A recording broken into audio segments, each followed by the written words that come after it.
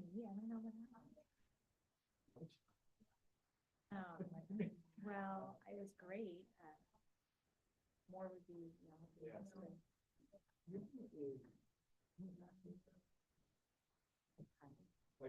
yeah, let me go see.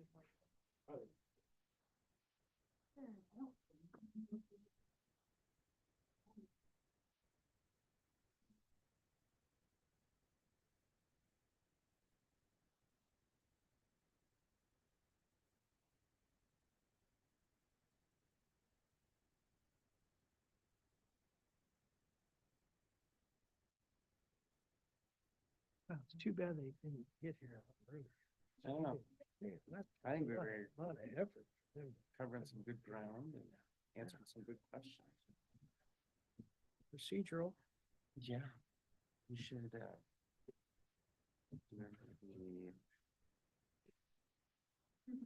There's a reason they separated us, apparently. There's the canoe. I know, they offer, there's like one on either, they just swap you. They're like, you are gonna sit. Well, did everybody get an A or did some people get C's and did anybody get any F's? So this is our lovely fire department from my living room. Oh, there you go. Can you That's still my be bedroom. unbiased? That's my bedroom right there. Oh, It looks This like is, HIDs in my you're house. supposed to complain Look to at that. staff, someone like, Yeah, Well, I of think course- he knows. Of course, if that is violations. That's what I was wondering. But like, well, good you got God. you got a contractor, it's a contractor, I went down there and talked to him. did you? And Yeah, then I well, just started going down there. They're a long plugging time, in and they're a long time. They Then I go- went down there and started turning the lights. Oh, The wow. next thing was the lever action would take care of the lights. No, I would never do that. But Yeah, still, yeah. I did go down there and talk to him, and then I did go down there and they said, just He's unplug pretty 'em. pretty good guy. But I mean, otherwise, Blazy yeah. is a local Yeah, guy. that's what he He said. should be It's like- responsible. We're gone by the time the dust till dawn's turned on. So, and then throughout the day. So get they have no moved And all idea. kinds of stuff. Yeah. Sometimes they just get moved out of the way of At least in the us. summertime, it's pretty light now. Right, yeah, Which now a it's lot of not, it is for not an security issue right now during anymore, the- yeah. But back Now we're then, it trying to was get like- light. I was like, this is Exactly. insane. It looks like somebody's HIDs are just in my living Yeah. room. Those, just temporary lights? Those Or were, those yeah, are- the stand up, like the light plants. 'cause Okay. I They're on a thought- trailer. I thought in Susie the might be commission interested rows in come- being- That's the one I'm most curious about, is when they get them installed, that they do put up the, Like the shield. yeah. Yeah, which is what we required. That's what we required. So, and that's why I was also asking if it was standard procedure to be asked 6 or 8 questions by the way, if you could be impartial. Yeah. I felt a little, I was given special treatment that day. I was like, Inside the. never heard of this before. Yeah. And then still at the end of it, it was like, Caitlin had to make a decision. Like, why did Yeah, go we're- through all the other stuff? Yeah, and it is, I mean, Whatever. obviously, and we're meant to. But I still voted yes on it anyways, Yeah. even, so Yeah, it's we're not like, Yeah. meant to that's be, like, the, people, what we- Gonna be good for the community and all of that. so we're well, meant and that's the to, part like, that now that chaps me is I'm It like, is, I but then fucking how do you, voted for like- this. And I want it, you know? Yeah, your but at the neighbors, same are time, I'm probably, like, your this is neighbors are crap. probably gonna firebomb you. Yeah, exactly. I'm like, and I can only be so mad because I'm like, I did vote. Yeah. it's like, Yeah. do I do it still 100%? So are y'all done for the year? Do I ever vote? Well, I don't know. temporary, but Yeah. that's- It really, I mean, it does come down to those. Oh, at midnight. Oh. Ah, Yeah. Staff finding too fair. Yeah, sometimes. all good. Yeah. Well, and I think that's what's tricky is to, like, I think, I'm about supposed to research or talk to anyone, that's one of the things that's really hard for me. Like, a verbal Absolutely. process, it's like, You couldn't not, yeah. Yeah. I just saw the Blackhawks jersey as all I, Yeah. like over in Griswold. yes, it is good space. Like, I think they're just like, boy. Clark it would be is so his name. helpful here. Yeah, Clark. This concept, I think, Well, Yeah. I'm gonna go with a name, a random name, how about Clark? Was he a used car salesman? Yeah, I used Carson, drove a Woody. Less repaired and less. Aunt Edna. wise About what we all are gonna Yeah. be on to. Yeah, I think going to Linda. I don't see how I need to do that. Oh, Yes, there Uncle, is. or cousin Eddie. Yeah. Cousin Eddie, yeah. And then John Candy was the security guard at Wally World. Yes. appropriate classic. reason. Yeah, and it sounds like. it's Hey, going thank back you and very forth. much. Appreciate it. Very excited. Oh, good, good. Going to Homer tomorrow? Wanna take that packet with you? Yeah. Huh? They're done. I'm gonna look Yeah. for But that they're gonna 13 stick around. lots. Ugh, questions. See what happened. Well, the one question I would have liked to have been asked, I mean, obviously you look for the worst case scenario, but just how many times? We've been going on for a long time. We've never really been, people, they've appealed like the storage yard. And it went to council Mhm. upheld, and I don't Yeah. think it's filed any lawsuits that I know of, but, I mean, so most of the time you just kind of get through it and people have their day, they have their chance to talk. I think they've been heard. Hopefully we've done our job. Can't please everybody every time. No, it's not gonna happen.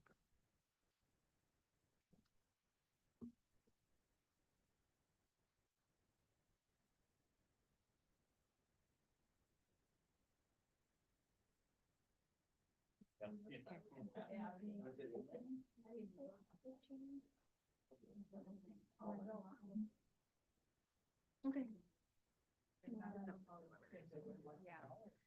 Okay, so.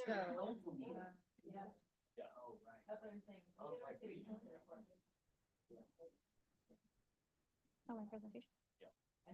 It's all in the P&Z meeting drive. It's all PowerPoint presentation. Here? Yep. So 7, 8, 9, 10. We'll go in order. 7, 8, 9, 10. Oh, that's so nice. I try to make it easy. Yeah.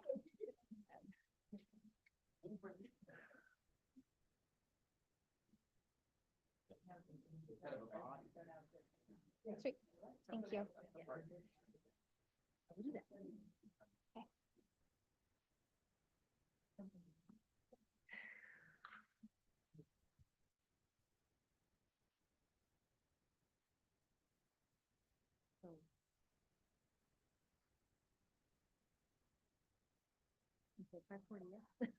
What? Yes, 5:40.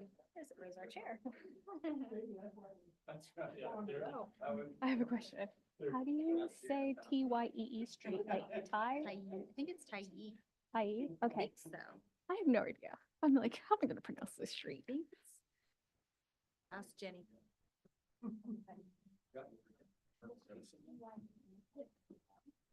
Yeah. Hey, I was right. I think you have to be a local to get that one right.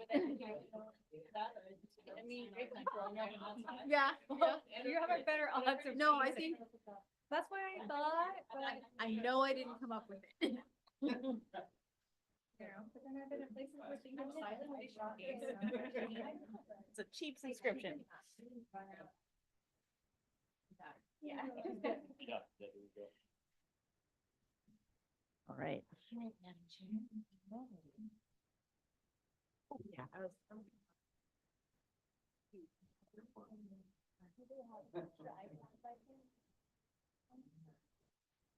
They didn't give you your iPad? Linda? Yeah, did you get an iPad for my tea for Susan? I know, I wrote down my list. Do you have anything in front of you? I have an extra agenda. I printed it out, at least the first 2 items, the whole packet for you. Or for myself, but you can have it. They And do I'm a gonna pretty good job of, everything up on the big At least the screens. presentation. Yeah. Oh, I sure got a lot of it, so. And then, Sure. all right. I think we're ready. I'd like to call the May 7th, 2025 Planning and Zoning Commission regular meeting to order. Would everyone please stand and join me in the Pledge of Allegiance? Allegiance to the flag of the United States of America and to the republic for which it stands, one nation, under God, indivisible, and liberty and justice for all. All right. Would staff please call the roll?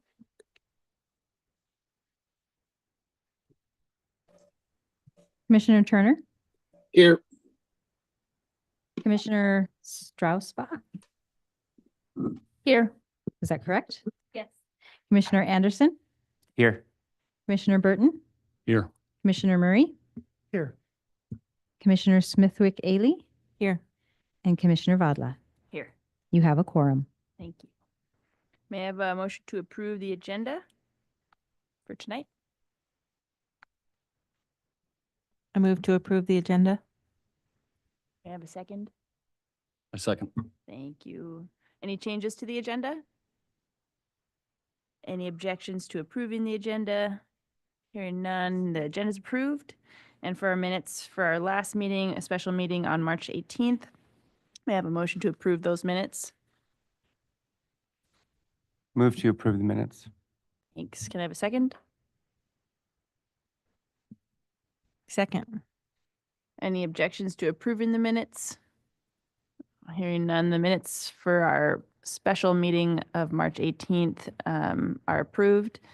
For moving on to public hearings, we've got resolution PZ 2025-007, granting a conditional use permit for the operation of a storage yard within the commercial district at 220 and 230 Iris Avenue.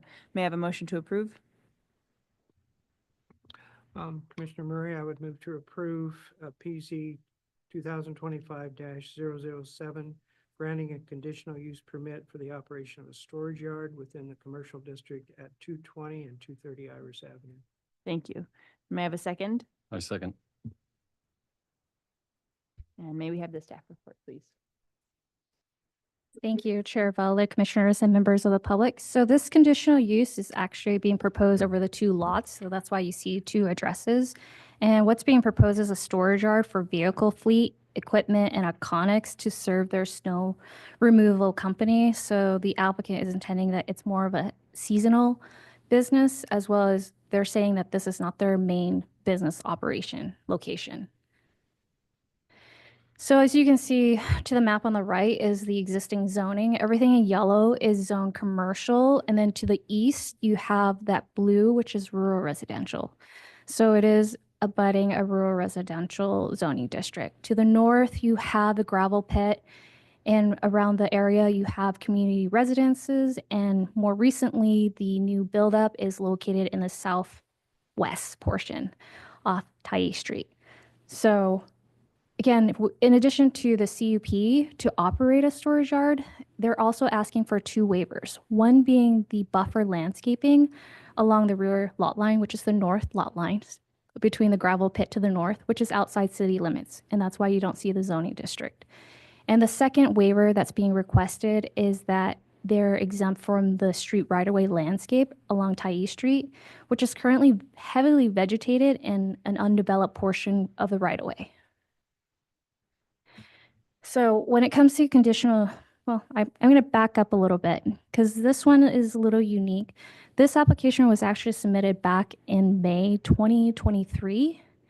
So this is before our most recent landscaping code amendment. Under our current land use or landscaping for storage yard, it requires 8 feet in height of fence or wall or dense evergreen. So at the time before the ordinance was amended last year, it was 6 feet tall. So staff finds that because they actually submitted a completed application before the enactment of the landscaping amendment, staff finds that the stipulation is that they are subject to the previous regulations. The only reason why they delayed it is because of transaction property ownership. It took a lot of time and it was finally recorded March of this year. That was the reason for the delay. And at that time, staff recommended, and with the applicant's agreement, is just to hold on to this application until the title was transferred over to the current owners. So when it comes to CUP, there are 8 standards. First being, does the proposed development meets the specific standards? Again, it goes back to the storage yard are to be site obscured from any streets with dense evergreens or decorative fence or wall, not less than 8 feet. Again, this was amended last year. Previously, it was 6 feet tall. If you're looking at the site plan provided by the applicant, The lighter green, the larger green symbol is existing vegetation. The smaller dark green is what they're proposing as new landscaping. Right now, with the lack of landscaping between the adjacent neighbor to the east, you can see the dark green running kind of in the southwest east corner all the way towards the gravel pit. They are going to be providing trees, approximately one tree every 20 linear feet to meet our standard of buffering. And in addition to that, we have street right-of-way landscaping, which requires actually one tree every 15 feet. Unfortunately, it shows one tree every 20, and staff has conditioned it to make sure that the applicant is aware of the standards is one every 15 linear feet and not one every 20. And if you zoom in furthermore, you can actually see a red line running along the west, all the way along the south in the east property line, about 10 feet setback. They're proposing a 7-foot tall fence with vinyl slats as obscuring. I know it's really hard to tell, but there's that line, the offset line before the property line. And with the existing lot, there are already 2 existing 30-foot wide driveways. So staff finds that if commendable to your commission, if we hold them to the previous standard of 6 feet tall, the 7-foot tall fence with the vinyl slats would meet the standard. Second, is it in use in harmony with the comprehensive plan? So the land use itself is designated as mixed use within this area and residential to the east. So in essence, compatibility, it's adding additional uses that are not around there. There's community residence to the south. You have retail warehousing to the southwest. You have single family residence, and they actually own the next 2 lots, not the one right abutting, the next 2 lots to the east. So they actually own a home down the street. And then third, meeting the general standards. In terms of setback, they're not providing any principal structures, so there aren't setbacks to be met. However, when it comes to accessory structures, if it exceeds 60 square feet, it is subject to the main building setback. So at this point, there aren't setbacks to be met. Lot coverage, they're not exceeding it. So as long as they meet the minimum setbacks of this commercial, which is actually 0 setbacks for most, because in the commercial, it's just subject to parking, landscaping, standards. So in this case, no principal structure is being proposed at this time. Fourth standard is the use shall be located arranged on the site to avoid significant noise, glare, and odor. And this is being met because the applicant is providing that 7-foot fence with the vinyl slats, with the exception of the 2 landscaping waivers. Again, no landscaping along the north property line because it's abutting a gravel pit. And then the stipulation of the waiver along Highw Street, staff is proposing a condition where if that portion of the right-of-way is developed, that they will provide street right-of-way landscaping to the current standard. So at this time, staff doesn't find it appropriate to ask them to provide landscaping when it's a vegetated and undeveloped right-of-way. There's plenty of vegetation to buffer between the property further to the west, which is currently vacant and undeveloped. And the fifth being, proposed development shall not significantly impair the value of the adjoining property. Staff is not aware of any significant impairment to the property value with the storage yard and with the gravel pit to the north. And we didn't receive any public comments on this project. And the 6th standard being the size and scale. Ultimately, it is an acre lot altogether. One lot is 0.49, the other one's about approximately 0.51 acre. And in terms of services, they're not looking to add any sewer or water service, even though it's within proximity of 300 feet of these 2 properties. At this time, I think electrical service is the only thing that they're looking for. And then standard 7, staff doesn't find to be harmful public safety, health, and welfare. They have 2 driveway accesses, and then the gates will have to be screened. And so in terms of just mitigating stuff, again, it's intended to be seasonal, not their main place of operation. And 8th, just being compliant with the sales tax with the borough as well as with the city, and that is met.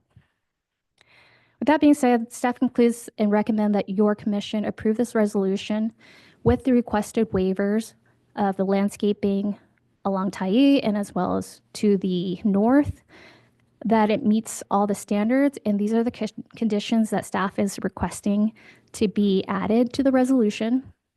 One is being proposed because the antenna storage yard and the screening is to screen the storage. We have found that some businesses have started stacking connexes, and those are harder to screen. So this is kind of a condition based on circumstance. Should they stack, staff may require additional screening, just depending on the circumstance. I think that's a condition that we don't have in code that would be beneficial depending on the circumstance and the impact to the neighborhood. Second is already the waiver being requested. The caveat is that they would adhere to the standards of landscaping if the right-of-way is developed. And the third being that we're asking that if they propose a fence along Highw, that is set back 10 feet. So that when they do need to provide landscaping, they have that space to provide that buffer. And then what I mentioned before, the site plan deviates from the standard and just making it clear that it's one tree every 15 linear feet along Iris Avenue. And lastly, something that's already in code, but I just wanted to be specific, is the fence opening for the gate should be similar in height to the fencing itself, just to match. Otherwise, that concludes staff's presentation, and I believe the applicant said that they would be joining us on Zoom. Thank you. Thank you. The public comment period is now open. Is there any member of the public who wishes to speak on this item, especially the applicant? Are they on Zoom yet? Great. If the applicant wishes to make a comment, we'd love to hear from you and unmute your. Yeah, this is Joe Mauer. You got me there? Yeah. Yeah, hey, well, I appreciate your time and consideration and in our little lot there. And it seems everything has been covered and understood as far as the changes when we do add trees and whatnot.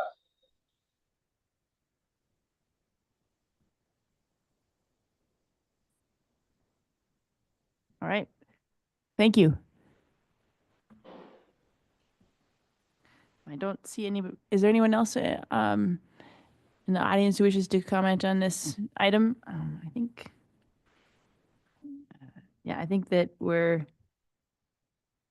appreciate you being here, and we'll have a discussion after we close the public comment period.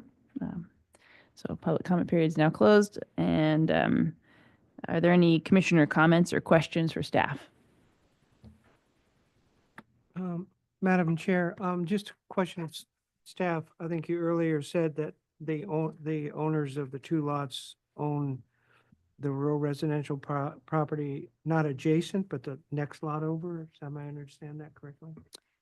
Yes, Commissioner Murray, that is correct. So not the immediate abutting property to the east, but the next one over. Yes. And the property owner immediate adjacent obviously was made aware by the signage, et cetera, that lots were being considered.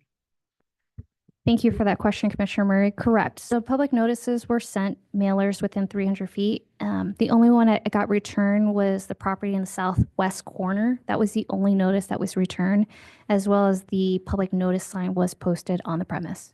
Very visible if you're driving to that lot.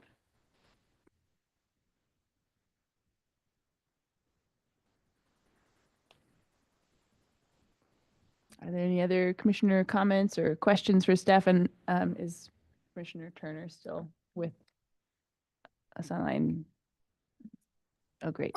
I'm still here. Great. Commissioner Anderson, can we look at the slide that had the amendment or from staff that had, it was like a green square box and it had conditions. Thank you. Sorry, I was drawing a blank. I just wanted to review that again.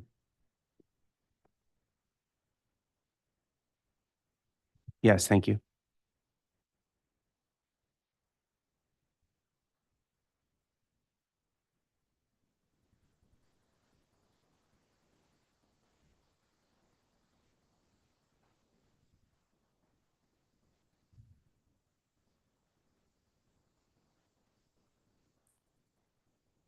Yeah, I think these are great conditions, and my one question for staff is, have you seen any good ways of screening very tall shipping containers stacked upon each other, if that happens to happen?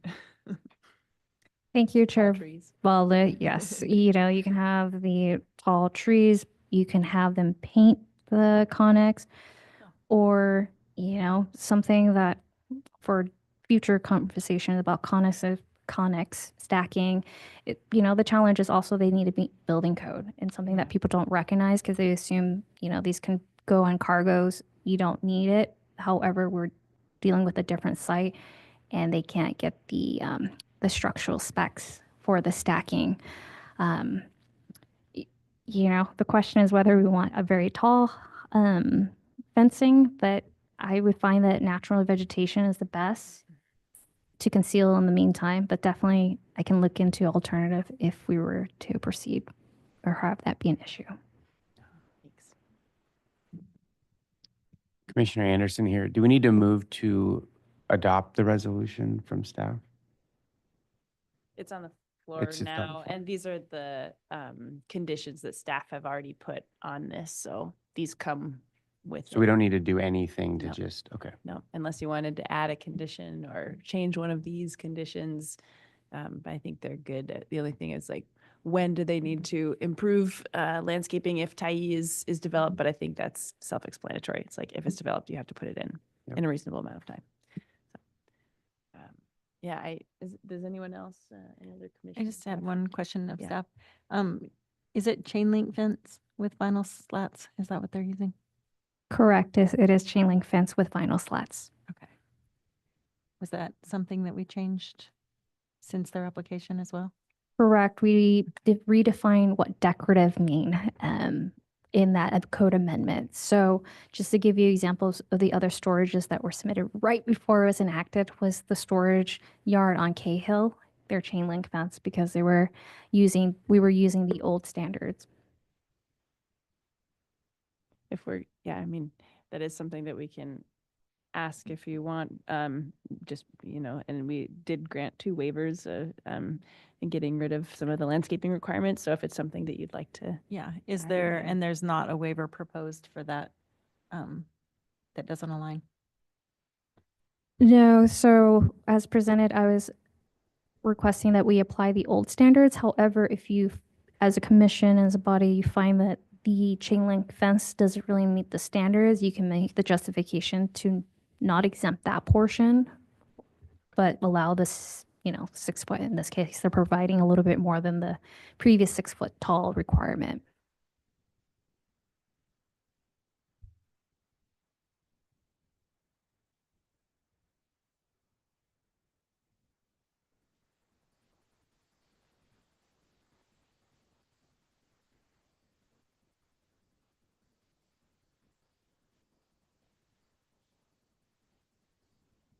sorry, I was waiting for you. I didn't know if you wanted to I- think about, I didn't realize that the waiver covered both of those items.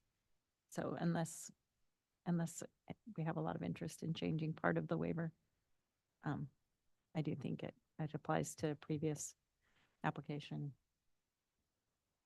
yeah, because not the new, that came prior to the Yeah. new standard. yeah, just for clarification, if this had gone through after we made those changes, what's the other options for fencing would have been only, I mean, it was like stone masonry and wood and what else? I can't, sorry, I just can't remember what, and I think we also, sorry to get into the weeds, but I think we also talked about, if there was going to be vinyl slats, that it, was like the color of like vegetation so that it kind of matched. So, So I was able to pull the definition of, you know, with the new amendment, the new code change and current code of decorative fence means a site obscuring fence constructed out of a solid brick / masonry, wood, wrought iron, aluminum, or similar materials, which may include pickets, balustrade, similar styles. It may include vinyl coated chain link or its equivalent, provided decorative slats are installed. okay, yeah, so, okay. So vinyl coated chain link fence the devil's in the details. So yeah, you could ask for that, but if we don't think we need to, then. Okay. All right, thank you. Are there any other commissioner comments or questions for staff or anyone wishing to add? I don't think so.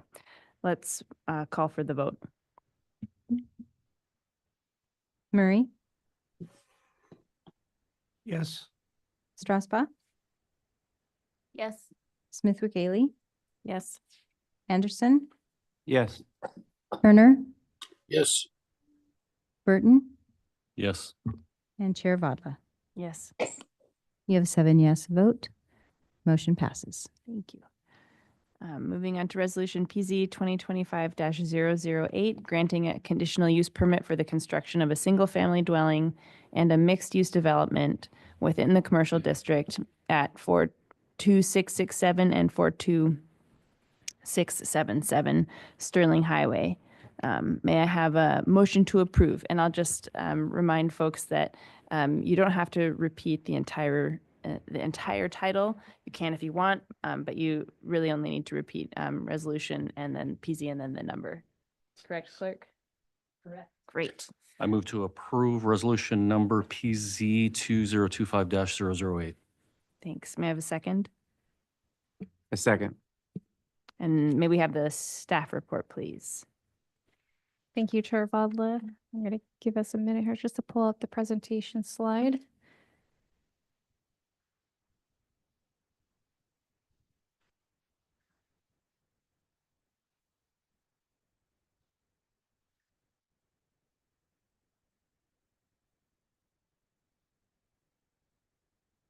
All right, so this is a conditional use permit for really two structures, one being primarily a single family residence and the second structure being a mixed use development with residential and commercial components within the commercial district. Despite having two addresses, it's actually only on one parcel, which is highlighted in yellow. Oops. Okay, going too far. So the zoning of the parcel itself is actually split zoning. Again, what's in yellow is commercial. What's to the south in a lighter blue is your rural residential. And then to your east is institutional. What is split zoning due to the effects is really how we apply it is depending on where the proposed structure is located within. And as far as staff can tell, these structures will be wholly within the commercial zoning district. So that's the standard that we will apply to these structures. It's currently vacant, no principal structures. It is surrounded by 4 cabins, recreational lodges to the west. You have just open lands to the south, and then you have the forestry to the west and really single family further to the west as well.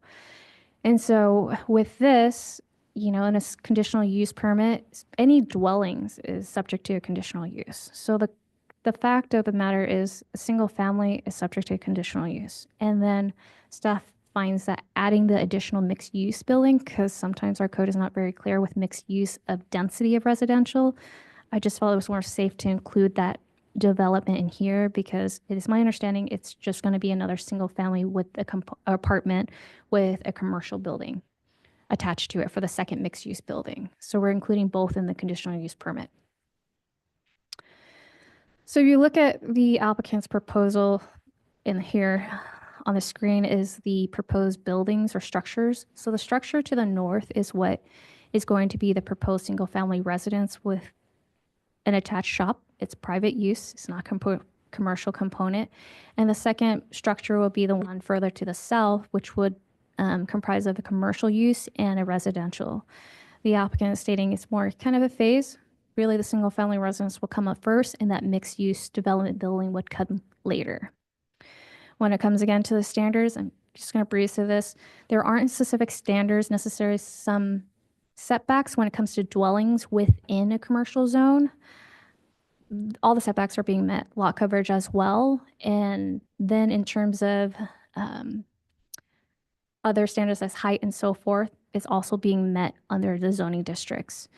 Land use is also mixed use. So again, it comes back to that, We see single family down this corridor on this side of the Sterling. We see a recreational lodge next door. We see a forestry division across next to the east. And we also see storage yards and more single family residents along the Sterling corridor. So staff finds that it meets the intent of a mixed use. It adds to it, mostly with the component of the mixed use building.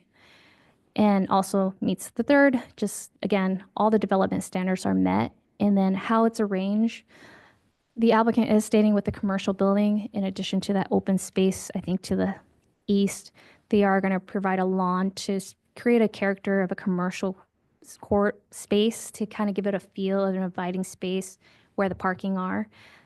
The lot itself has adequate space for the parking, but again, depending on the commercial use, that will determine the number of parking space, and that will really be reviewed during the zoning permit review. And then in terms of location and arrangement of the site, if you've been down here, access is being shared. As you can see where the line of the property between the property to the west and this one. That has been the case for a long time when they rerouted the driveway access, and the shared access has been part of the plat. So it's designated that they have a shared driveway there.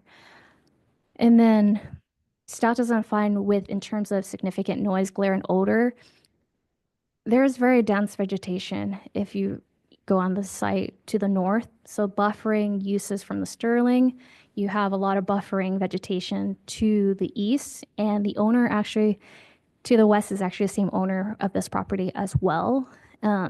So they are providing that existing vegetation exists where there aren't driveway access. So staff finds that where it's located, it doesn't require additional conditions to mitigate nuisances or dangers.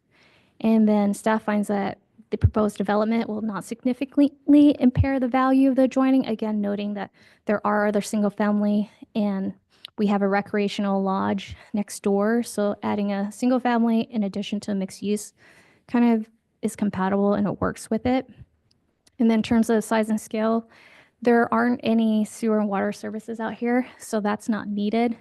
CAS and PD will provide the services there. And then granting of this, again, public safety, we have these resources and health and welfare. Staff does not find that that's going to be an issue, and no conditions are being added to address that. And lastly, they are compliant with the borough tax certificate and along with the city. So staff is just recommending that your commission approve this resolution as presented with no additional conditions to mitigate. You know, just with the amount of vegetations in this area, staff doesn't find that it's necessary to add any more landscaping that's already required the minimum within the commercial corridor. So that concludes staff's presentation. The applicant is here to speak on their project. Thank you. The public comment period is now open. If there's any member of the public wishes to speak on this in addition to the applicant, I would love to have you come up and comment if you wish.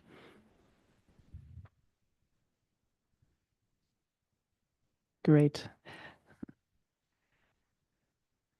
If you push the button, it should be on green. And then if you state your name for the record, thank you. My name is Joshua Hawley. I know some of you up here, so just to correct a little bit about the ownership. My father-in-law owns the 4 buildings to wherever, the west. Thank you. And he is already selling the property that we're purchasing from right now is owner finance. So that will, I don't know how to get that in my name or whatnot. That's more steps I got to figure out. So, but yeah, as Mrs. Mitchell stated, that part where you see the little driveway coming down on the side, that's going to be pulled back and that's going to be created more of a lawn with more trees and everything. I don't care to have people looking on the property. I hate it the way it is now. It's just a way for the water well driller to get down there to drill the well. It is 200 feet away from the septic. There is a septic there. It's already on there. It's over 2,000 gallons. So we're already planning for it to be bigger for the commercial when the commercial is built. The way I look at it right now is if I build the residential, have the property in my name, I can go to a business loan and be able to build the second part more effectively. at this moment. They were asking way too much to try to do any commercial building that I can reach at this point. So thinking outside the box, seeing what y'all were willing to allow us to do. And since the whole housing market has been crazy, me and my family have been holding off for a while. So that's all I got. Okay, thank you for your comment. Is there any other, does anyone else wish to comment on this item? Yeah, through the chair. Just to clarify, you are saying the land adjacent to this property we're talking about here with the 4 cabins that you share the driveway with, that is your father's or My the- father-in-law. your father-in-law, and you're trying to acquire that.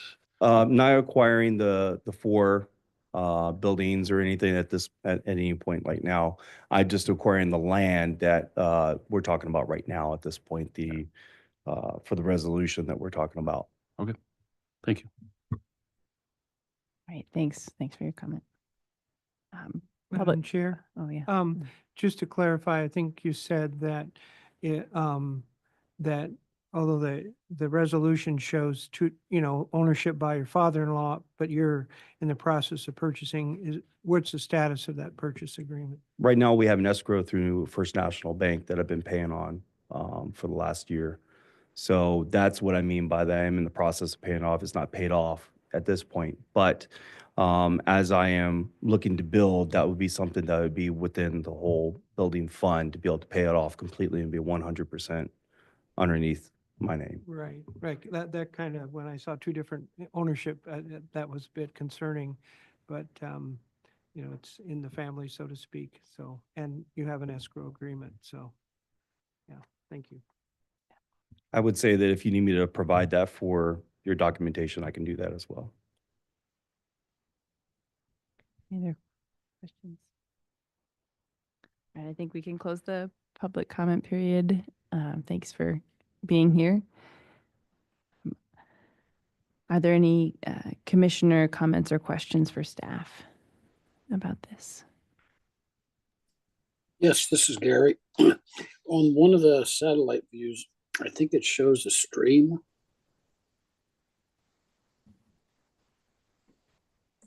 That's a question.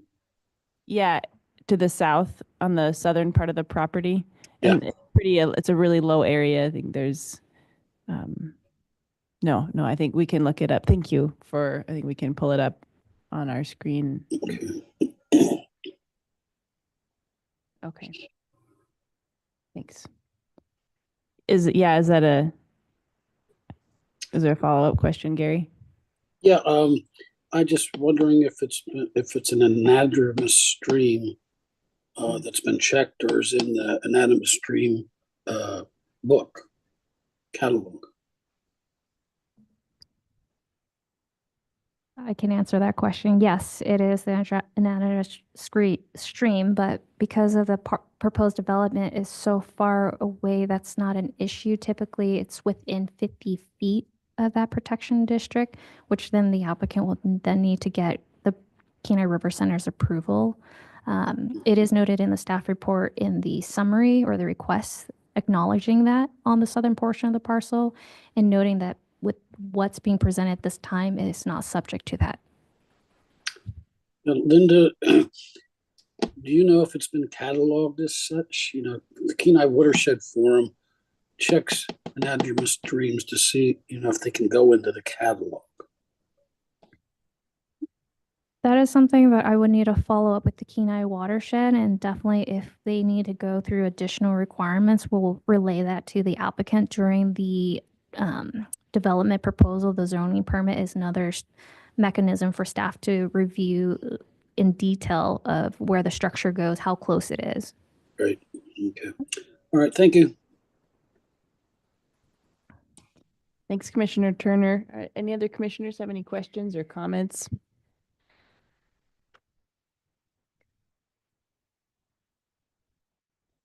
I just wanted to make a comment for the record that, this is a really, it's like a gateway is one way to think of it as we go into Soldotna, and there's commercial property along the Sterling Highway there.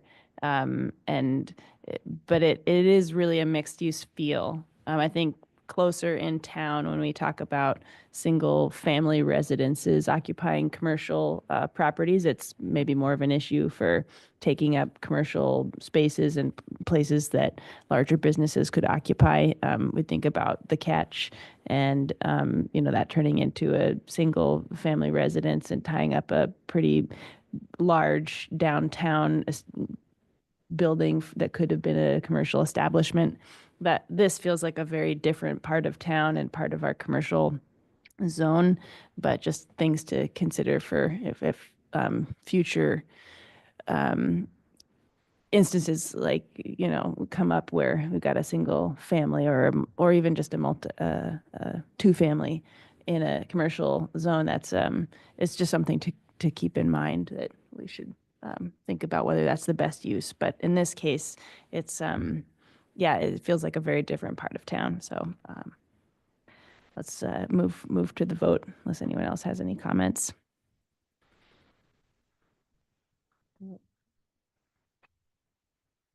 Burton, Yes. Turner, Yes. Anderson, Yes. Smithwick Daily, Yes. Strausbaugh, Yes. Murray, Yes. Fadla. Yes. You have 7 yes votes. Motion passes.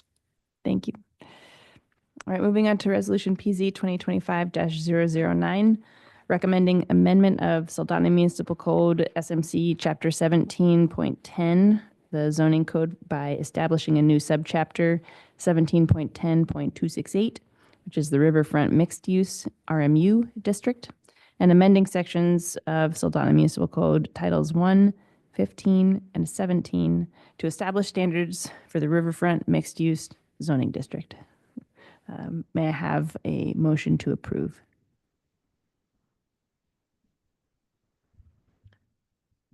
I move to approve resolution number PZ 2025-009. Thank you. May I have a second? I second. Thanks. And may we have the staff report, please? Thank you, Chair Fadla and Commissioners and member of the public. So another second to pull up the presentation here. So this is a zoning text amendment. So amendment to the Soldotna Municipal Code, primarily focus on creating a new sub-district for which will be called a new zoning district, the Riverfront Mixed Use. In addition, corresponding sections within the code are going to be updated to recognize the addition of a new zoning district. So this is where you see amending sections of Titles 1, 15, and 17. So just to briefly go over each of those titles. Title 1 is really a minor offense schedule, and this is a standard that we have in every zoning district. At the end, it has a violation. If you're in violation of it, there's a fine. So that's being added, that the Riverfront Mixed Use is incorporated into that minor offense schedule. And then when it comes to Title 15, our sign code is actually under the building. Title 15 is building codes. So it is, again, just incorporating the Riverfront Mixed Use into the reference of sign regulations and standards. And then primarily our focus is really Title 17, which is the zoning code, adding that new subchapter of the Riverfront Mixed Use District and incorporating the reflecting sections to add the Riverfront Mixed Use to, for example, all the zoning districts, now we include it, and then any other areas that needs to include this district to be a comprehensive zoning amendment. So this zoning amendment is not new. We've discussed it since my time here, and I have brought forth before your commission 2 drafts. So really, I'm not going to go into it in detail. I'm going to really highlight the key points of the changes since you've last seen it. Changes based, the explanations of the whys. We did hold an open house on April 22nd at the library. We had a really great turnout and really great questions, really got to provide clarity. We really addressed uses because primarily creating this new zoning district is to address incompatible uses in this district or align more with the intent of the Riverfront redevelopment plan, as well as parking, because that was a component within the plan to talk about parking ratio reduction, and then components of maybe some landscaping designs.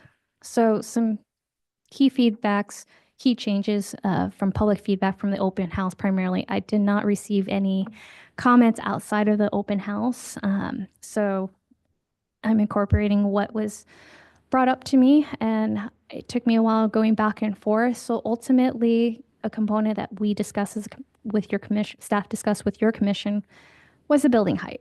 You know, in the plan, it talks about a certain corridor, assuming the interior streets are established, mainly along the river terrace and a small portion running along the Kenai River, that portion, maybe 200 feet from ordinary high water, would be limited to 25 feet.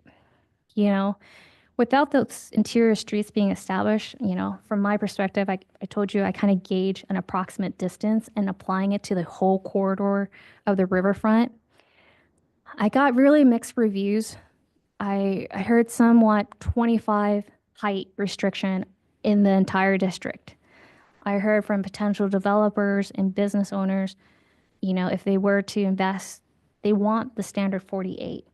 You know, there's things to discuss further, and I don't feel there's a need to rush into this. It's my recommendation that I'll work on maybe some community feedback and some options and further discussion with your commission of what that looks like. Maybe something we want to do in the interim, and know that we'll have to change it as streets are dedicated, right-of-way easements, you know, are acquired. But at this time, I feel like rushing into throwing 25 across, you know, are we stunting potential developers from investing? These are questions really before your commission. So I did exclude that at this time with the proposed zoning district. I'm keeping it the same, which is 48 feet. You know, one of the questions from one of the members of the public was, well, how are you going to measure it? You know, if depending on the slope. The way our current code just reads is just grade to the top is the highest peak of the roof.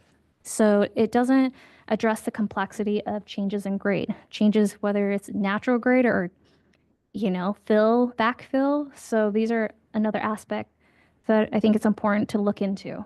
And so I would like to postpone that as well as the building facade material.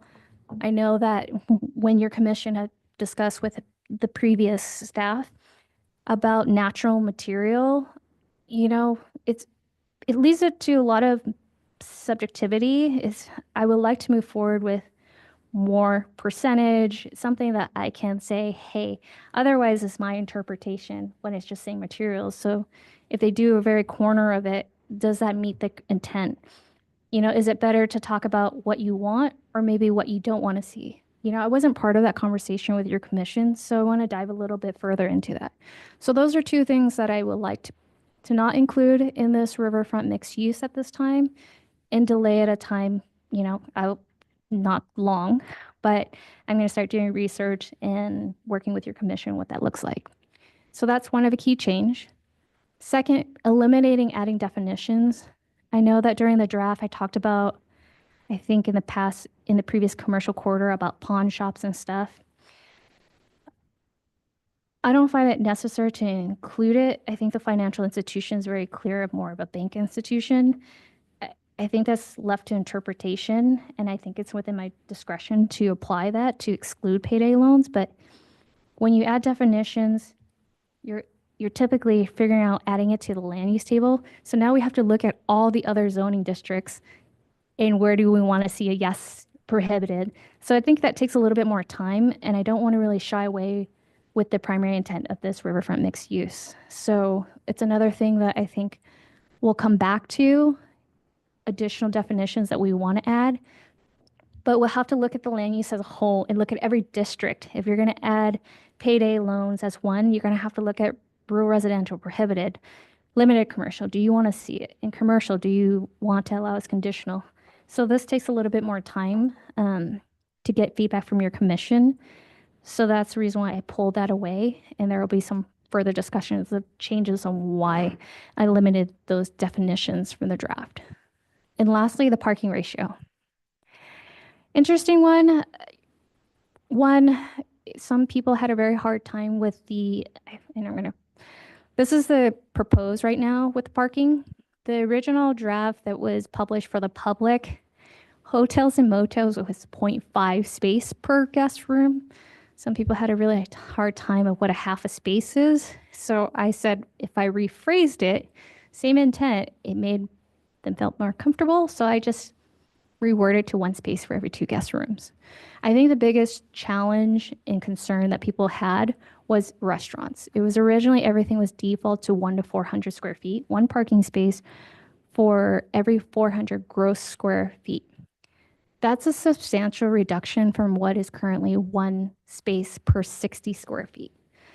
So right now, without the public parking, without the on-street parking available, I cut it in half, at least within reason, and this is up for discussion, is to changing it to 1 space per 200 square feet and not 1 space for 400 square feet. Because I do recognize that there are restaurants in town that during the busy time, their parking lot is full. And that's something that I can do more research as well of existing businesses. What's their parking ratio? Which ones are the ones that are overflowing to adjacent businesses? And maybe refine the parking ratio when it comes to restaurants and cafes and fast food. So in terms of the changes, that's really, since the last time you've seen this table, those are the 2 changes. I will just highlight ultimately the intent of this, again, of the changes were uses, automotive related services that are often auto-oriented has been changed to what was allowed and now it's prohibited. I think the intent with the plan was that it just detracted from the pedestrian-friendly environment, and so that was a huge shift. And I think the big one that I think everyone can agree was just really removing storage yards, warehouses that we didn't see as compatible, just the amount of use of space. It really takes away from the feel, the vision of the riverfront. And then single family and residential use. I know when you saw the last draft or the discussion we talked about, dwellings were allowed if they were mixed use. And then what your commission recommended was that the retail floor or the first floor would be a retail component. Feedback on that one, and I'm sorry that I didn't include it in the key changes, was people saw that we do need housing. Do we want to restrict that? You know, because sometimes we have a lot of commercial vacancy. So do we want to put that stipulation now? Is now the right time to say, if you want to do a mixed use building or residential, you must have retail component.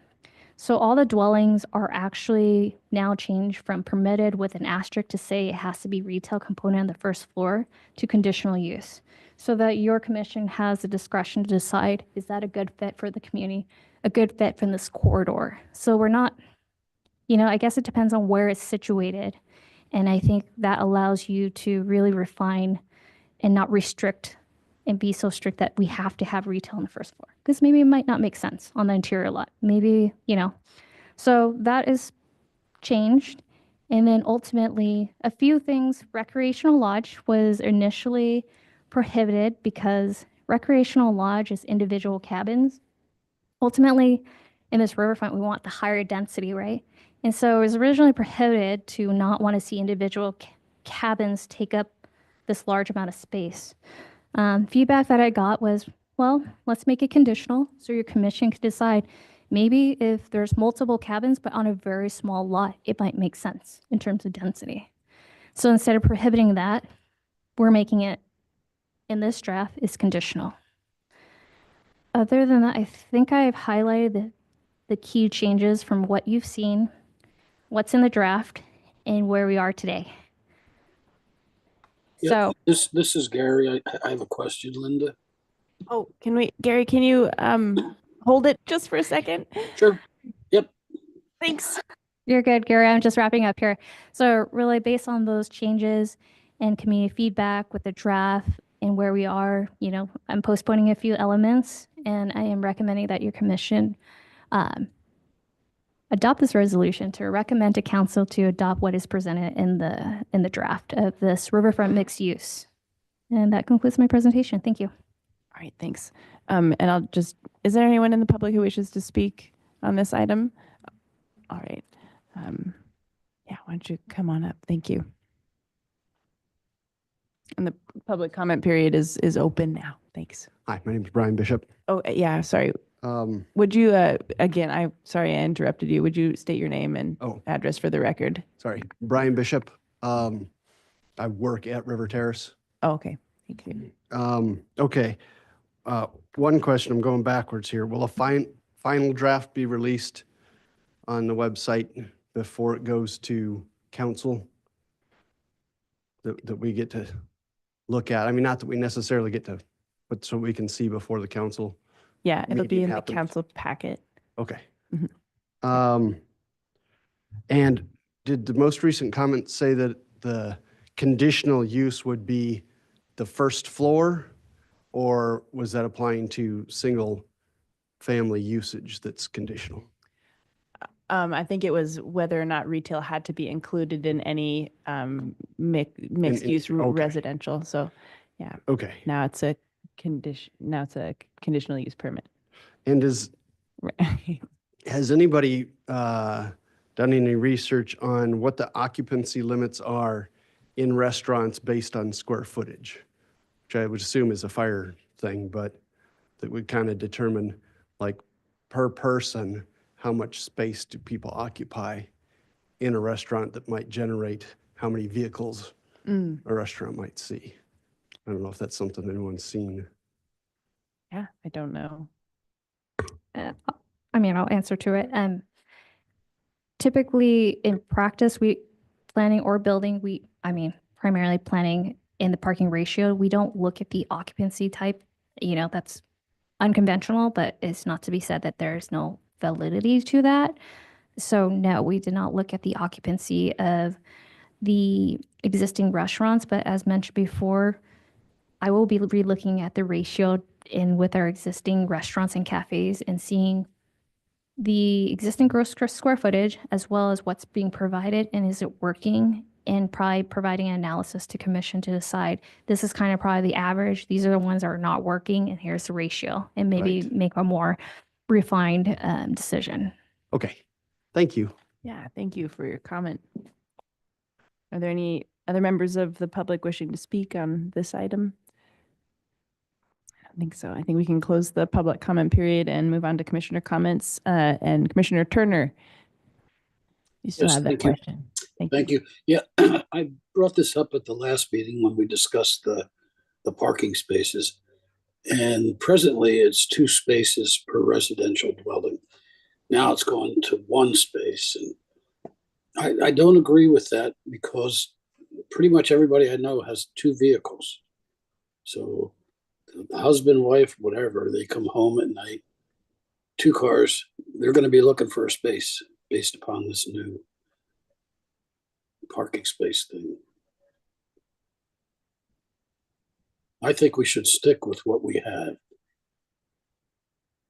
Thank you, Commissioner Turner, for that question. So, again, with the changes, all residential development will be subject to a conditional use permit. So even though that's the basic baseline, again, minimum requirement, depending on what's being presented before your commission as a project, as a whole development, your commission could change the requirement to something more restrictive. So it is within your purview. Nothing will be done by right when it comes to residential use in this corridor. All the residential uses are being proposed as conditional use. Okay, so if I understand you right, then the present 2 spaces per unit applies? It does apply as a baseline, but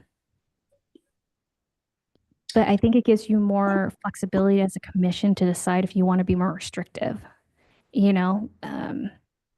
I think when you want to be more relaxed on a parking standards, that's called a variance. So then if you ask for 2 and you're saying, hey, this mixed use residential or residential development needs to provide minimum 2 spaces per dwelling unit, and then you decide, you know what, this development probably doesn't need to, then the applicant will need to have to do 2 concurrent application, a conditional use permit and a variance to reduce the parking. So this, I think, gives the benefit to the developer as well, and still within your purview as a commission to decide if you want to say, one parking space for a dwelling unit, reducing it in half doesn't meet the standards based on this corridor, based on the pedestrian atmosphere. We're going to require you more. And what does that look like? it would be in your purview to ask for additional parking. Okay, so let's say developers say, I want 2 units or 2 spaces. And does that mean that every time we're gonna have that, whatever developer, each one of them to come up and present a request for variance or whatever? What I'm getting to is the fairness doctrine. As far as, if one developer of a residential unit comes up to us and they say, yeah, I want 2, aren't we sort of implying that all of them should have that just because maybe the other one didn't realize what he had to do or she had to do? So I would say first, I'll point out single family and 2-family are prohibited just because of the low density. It doesn't really meet the intent of the district. So single family, 2-family are not on the table. It's prohibited uses. Next in line is multifamily, which is 3 units or more.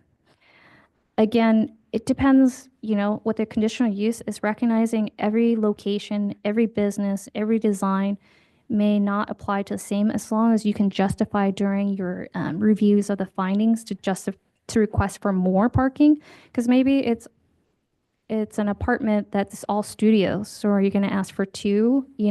I think, again, this is staff's recommendation that asking for this parking ratio and knowing that all higher density residential units, multifamily townhome condos are a conditional use. The discretion is within your purview as a commissioner, because you're the one approving this. Thank you.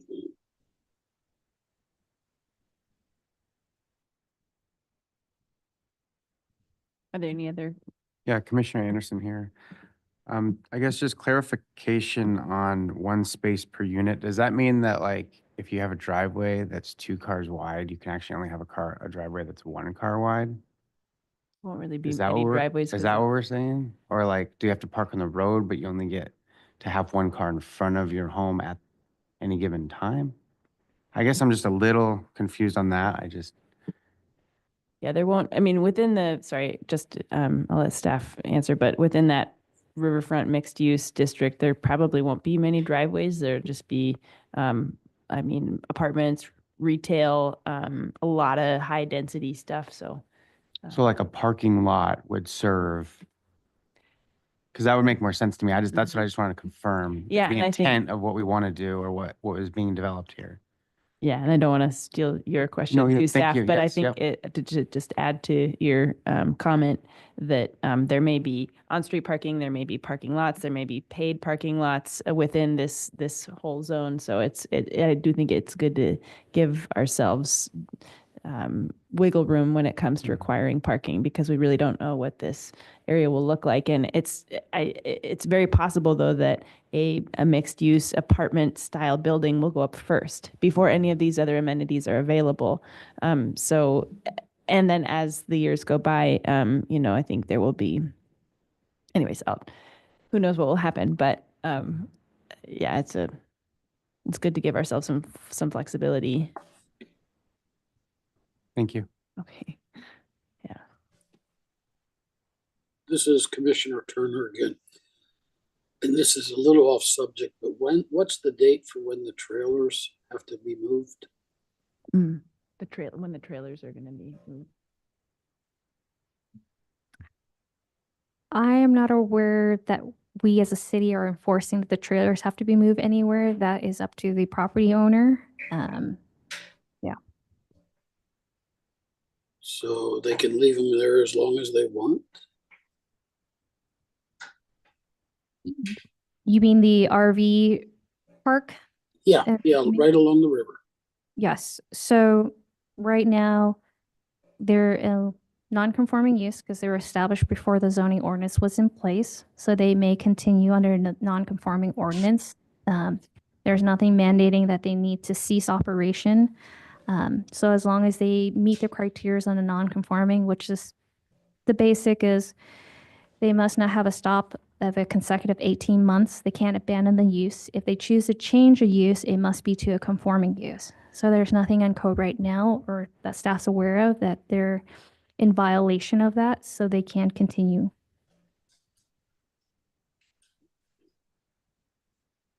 Okay, thank you.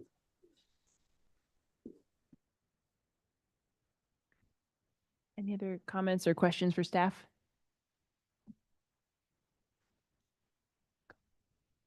In the one section, it talks about recreation centers and recreation facilities. Is there a distinction there that we're trying to draw? Thank you, Commissioner Murray, for that question. You know, you're not the first to ask me that. The way the land use table is written, you know, there's the header, which is the facilities, and then subtopics or sub-uses, which is centers. So, no, it's just the way, if you read certain things, there's like, I think personal services, there's several things, and that's personal services, and then there's barbershop, dry cleaners. So, no, there's no, in our definition, no difference. It comes down to the more specific use being identified, in which case a recreational center. So I got a note from councilperson Ms. Parker, and she was looking at some of it, and it was confusing to her that we were allowing dry cleaners but not laundromats, or am I just getting that all wrong? Thank you, Commissioner Murray. So I wasn't going to address the specifics of changes of the uses too much until the next item, but yes, that was brought up, and after evaluating a little bit more, I didn't know the history of past dry it's cleaners. X, so there, in the thing, it goes from a conditional to an X. Correct. So in this draft, what's presented before your commission is dry cleaning and a laundromat are both prohibited, recognizing the impact to the environment and the solvents being used. So staff has amended or changed that. Okay, hmm so that's taken care of. Well, Correct. good.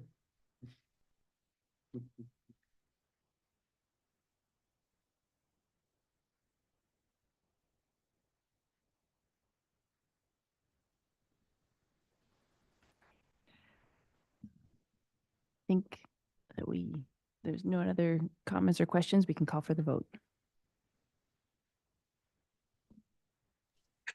Murray, Yes.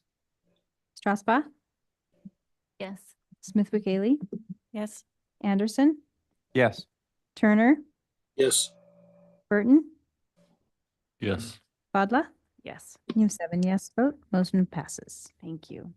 Moving on to Resolution PZ 2025-010, recommending that the 85-acre riverfront redevelopment area between the Sterling Highway and the Kenai River and the David Douthit Veterans Memorial Bridge and 47th Street be rezoned to the riverfront mixed use.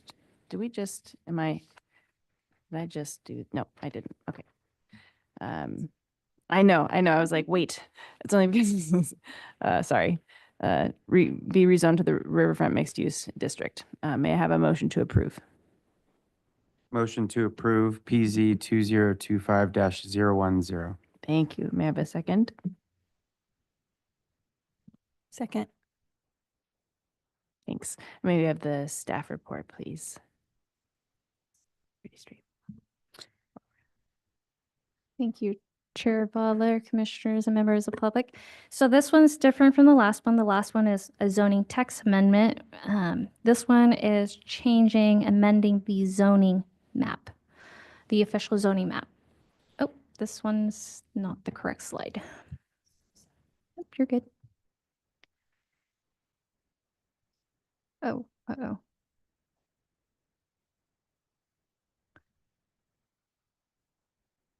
So ultimately, this resolution is talking about the boundaries. Where is this riverfront mixed-use zoning district standards going to apply? What is the boundary of this new zoning district? And so ultimately, the way it's proposed, it aligns exactly with the project area that was presented with the riverfront riverfront redevelopment plan. Nothing has changed in terms of the boundary. Here you have the view of the zoning map as it stands today. On your left is the current zoning map where majority of portions are zoned in yellow, which is commercial. And then you have the Soldotna Creek, which is zone PR, Parks and Recreation. And further to the north of that is commercial. And then what is presented to be changed to be rezoned is everything in red. The red will now represent the riverfront mixed use. So you can see a comparison between the two.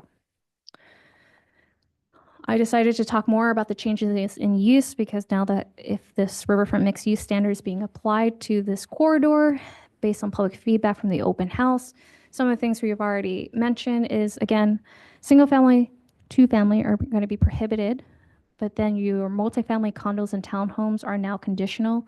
It was originally permitted based on mixed use with the retail or commercial use on the first floor being reconsidered for economic feasibility, and it conflicts with the housing goals, and I don't think we're just there yet. And again, we can always revise as needed. And then bringing back to the dry cleaner, after looking further into it, recognizing the risks to the water quality, environmental health, staff has went ahead and prohibited dry cleaners in this district. And then a big shift, light manufacturing was previously prohibited, but someone brought up an example of Alaskan as being light manufacturing as a component of their business, but they do have a retail front. And so now light manufacturing is going to be changed to conditional use with the requirement that there is a commercial retail component. You know, some of the discussion was like, how about if they have welding and they have classes and they sell their product on the premise? So again, because it's conditional, recognizing that they have to incorporate either an aspect of commercial or retail component, it is, as long as they meet the standards, and it's up to your commission to make those findings and approve the project. Recreational lodge is something I talked about, making it now conditional use, putting it within your purview to decide of the density. Hopefully on a smaller lot, it would make sense, be compatible with the area and the mixed use setting. Schools was originally, I think, conditional or permitted. Now it's prohibited, just recognizing that, you know, there's aspects of schools that impacts traffic congestion. You know, locations of drop off and pickup times can impact this area of pedestrian friendly. We don't know the scale. And so there is concerns that maybe it's not a good fit here in this area. So staff went ahead and changed it to prohibited. Just to be clear, these are more like elementary, high school, vocational, not your martial arts studio, dance studios. And then transmission towers is also now prohibited. Originally, I just went across the board similar to the existing zoning district that is commercial. But we don't want that visual impact down here and the compatibility of the riverfront character. So now it's prohibited in the land use table. So staff is recommending, based on your last decision, that applying this new riverfront to this corridor and this boundary is really in line with what we envisioned, and seeing the changes of our future developments at this time. So staff is recommending your commission adopt this resolution to recommend it and forward it to City Council for consideration. Thank you. Thank you. Are there any, let's see, we're gonna, the public comment period is now open. If there's any member of the public who wishes to speak on this item.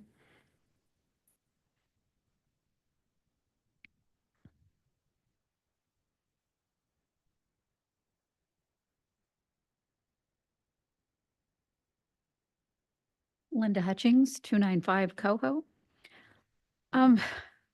I won't be voting on this, obviously, at the city level because I am impacted horribly with the changes that you've all included in this. We have commercial property that's about 3 acres that abuts Soldotna Creek Park. We have supported this community. We have provided tens of thousands, hundreds of thousands of sales tax dollars from our businesses that sit in this area. And you're saying no automotive. Well, I hate to tell you, that is a lot of money for this city and for this borough. And the fact that you are telling me, I'm sure that I'm grandfathered so I can do it. But if I go to sell it, somebody else is not going to be able to do this. And so I have a really hard time with this, particularly since we are abutting that intersection that has other commercial items that are similar to ours, and you're going to allow them to continue, but not us. We are a city of 7 square miles, 4,480 acres. You're taking 85 acres right off the top. You have parks, schools, the borough, the school district, the hospital. You don't have that kind of acreage to limit what commercial people can be doing in their property. So I really hope that you reconsider this, because you are going to be putting an exceptional burden on the taxpayers within this city, because right now our mill rate is 0.5 of a mill. But if you don't have the sales tax dollars coming in, your mill rate is going to go up. So I just think that you all need to really consider that, because you are impacting not just the other citizens of this city, but you're impacting me something fiercely, because this is our livelihood, and you're wanting to take that away. Thank you. Thank you. Is there anybody else who wishes to make a comment on this item? All right. Seeing no one else, the public comment period is now closed. Moving on to commissioner comments or questions for staff.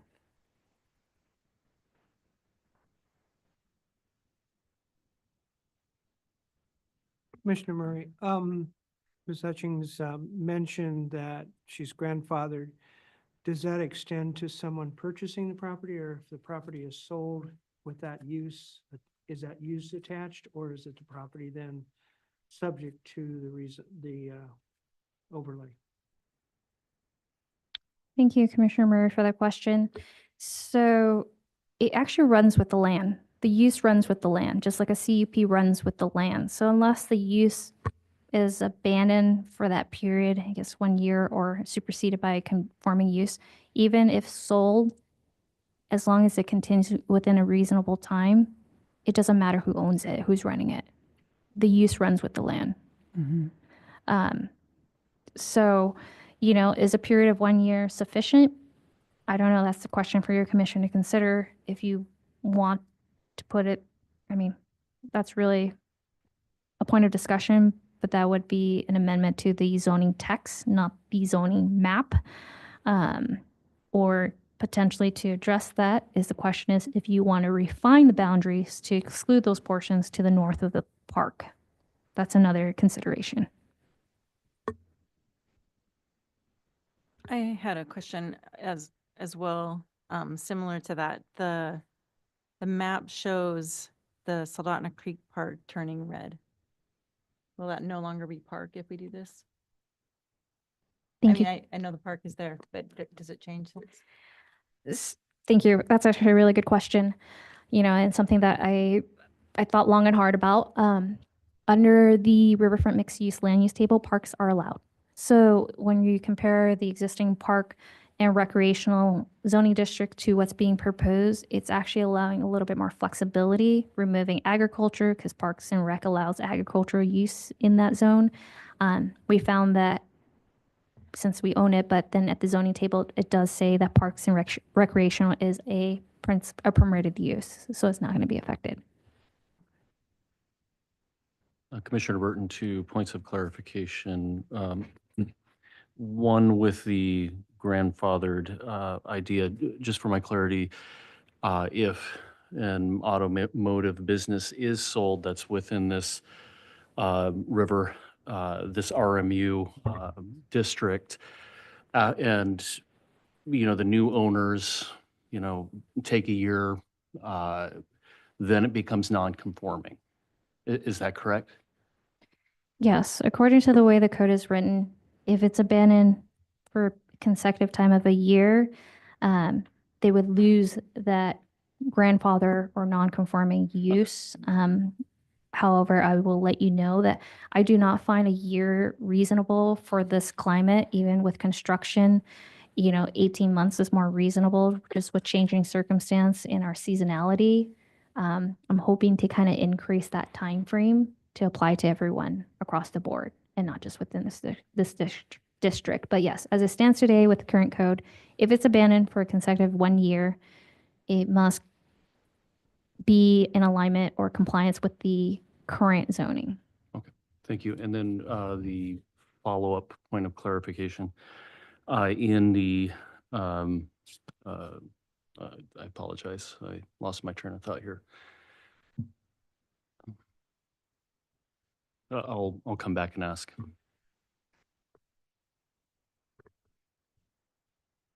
Commissioner Anderson, question for staff, Chair. So on the subject of that 1 year that we've been discussing, if it's not currently being used as a dealership, for example, speaking to Mrs. Hutchings, and they were to transfer it, does the timer start from when it was last used, or is it from when it was transferred? If it was to stay with 1 year? Because I think that would matter. If you lose 6 months, 9 months, and then you sell it, and you only have now 3 months versus once you sell it, now it's a year. It's a very good question. I don't think it's ever been applied with a very clear decision by staff. And just speaking generally, typically is when it was last used and operating. I think because it has been kind of across the board of how this is applied, I definitely think as the director and being the administrative officer, there's definitely some flexibility there for me to make that determination to give greater flexibility to our businesses. And is that singular? Is that you that makes that determination? Or does that come as a conditional type situation that the board gets to review? The commission, I'm sorry. So, I typically in these difficult situations when it's kind of vague, if I can make the findings and the justification, I can make it at my administrative officer level. Mhm. However, if it's a very complex or complicated nature, I can elevate it to the commission for consideration. Mhm.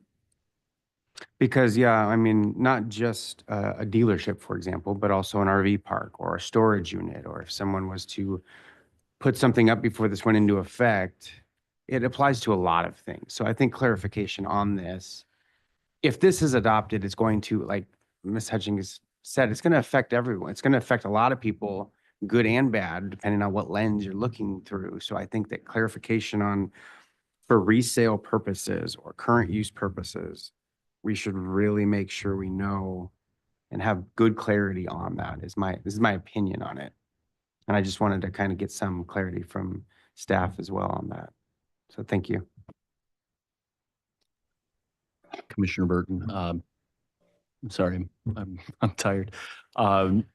So my second question was, for the RMU, if this, an automotive, once again, is sold and it's not used or for a year, does the code that we're proposing to change, does it restrict a conditional use permit for the applicant to go ahead and use it as an automotive business after, we've gone past that time limit? Does that make sense, what I'm trying to ask here? Does a conditional use permit not apply for an automotive in the Riverfront mixed use district? For non-conforming, the way it's written, I think there's flexibility. As I'm reading it right now, it talks about, and let me just go to it actually. Expansion, enlargement, or extension as a conditional use. And this is within the provision of the non-conforming use section. Expansion, enlargement, or extension of a non-conforming use or structure that could be permitted as conditional use. So that's the challenge here. If we do say that automotive repair, sales, rentals are prohibited, they can't pursue a CUP. They can't. So the only way is, unless we change that land use table to say it's conditional use, then they can pursue a conditional use to extend that non-conforming use. The way it's presented in the RMU land use table, all these automotive sales related stuff, not retail though, is prohibited in the RMU. Again, in speaking of these properties owned by Ms. Hutchins, we could potentially refine the boundaries for now. That's up to you to address particularly those parcels. In terms of the other parcels in terms of the effects of non-conforming, I haven't been aware of such. I mean, we were working with River Terrace on some of that stuff, and staff will continue to work closely with them to help them navigate through this Riverfront mixed use. But other than that, I'm not aware of any other property outside what was mentioned tonight of their concern of the non-conforming.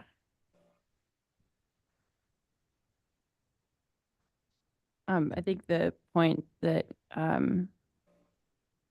was brought up about sales tax is a very important one. And if the downtown, this zoning district has been called things like the core downtown area, the riverfront mixed use area. And the idea here is that it's like a really dense area where there's a lot of commercial activity happening and you have nice access to the river. But I think and you're right that in the town, residents don't pay a lot of property tax at all. Most of our income is from sales tax. And, but we also have, this was a discussion that was had, I think, 2 years ago when we started talking about this. There's a cap on like large and expensive items of $500. So if there's really large and expensive TVs or appliances, or people are selling cabins, or they're selling connexes, or they're selling vehicles, or whatever, the city caps that at $500. So we get a 3% tax on everything. So Fred Meyer's, large grocery stores, like they are big contributors to sales tax. And the point of my comment is that because we have such a small square footage of a city, when you have commercial spaces that take up a lot of area but are selling very expensive items, the sales tax that you can collect is limited because we cap all of that at $500. So I think that some of the thinking here was to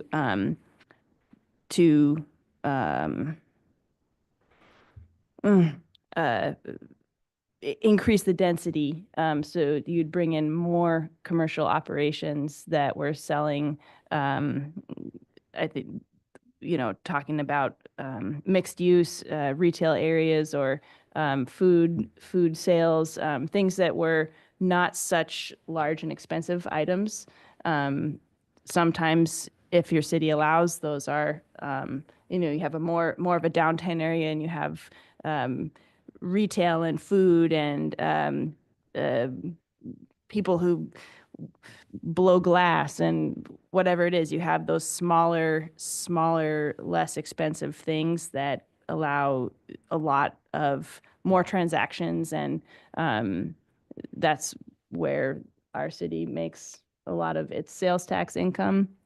So the thinking here was that for expensive items like cars or TVs or appliances, that would the square footage that a business would take up that was selling those larger items would be maybe that isn't the best use for the downtown zone. And I think the conversation now is like, is the map wrong? Do we need to make it a little bit smaller? I believe the new retail space is on the other side of the intersection there, correct? The new dealership, yeah. So the new dealership is not in this zone. It's the Magnum Motors and the across the street. Okay. Not Magnum. Right. So it's not, yeah. Anyways, that's just a little bit of the math and the background behind sales taxes and, items that are more expensive than $500 will still bring in $15 no matter what. And yeah, I think it's it's something for us to think about and talk about. And Madam Chair. Just to talk about, I think, Linda, you said that the, looking at all the other properties, maybe I don't want to put words in your mouth, but all the other properties involved with this core district. There doesn't, I mean, we can look at the RV park at the bottom, and hypothesize, what that value of that property would be consistent with the proposed uses. I think it's, I think one, you have a business that's been there for, both of those businesses have been there a number of years. If we start carving out, I understand that's a bit problematic because then everyone will ask, but my question is, you don't see in your judgment or in your assessment, there's not going to be that kind of issue for others impacted by this change? Or did I misunderstand you? Thank you, Commissioner Murray. You are correct, and I'm trying to pull up my assessment. I did review, I think there was a list of 5 uses within the existing boundary that would be affected of becoming a non-conforming use. I'm trying to pull it up. I mean, right off the top of my head, the gas station would become non-conforming. The Hutchins building would also be non-conforming. River Terrace would be non-conforming. I think there was one where it's Regal's Food because it's warehousing. I don't even think they're operating anymore, but that's something I had to look into further. So I kind of put it on the list that they would be non-conforming as well. And there was just one other. Yes, thank you. So those were really the 5 uses that would be affected by this rezone to be applied to this corridor as presented. And I haven't heard from anyone else besides the 2 that are here tonight.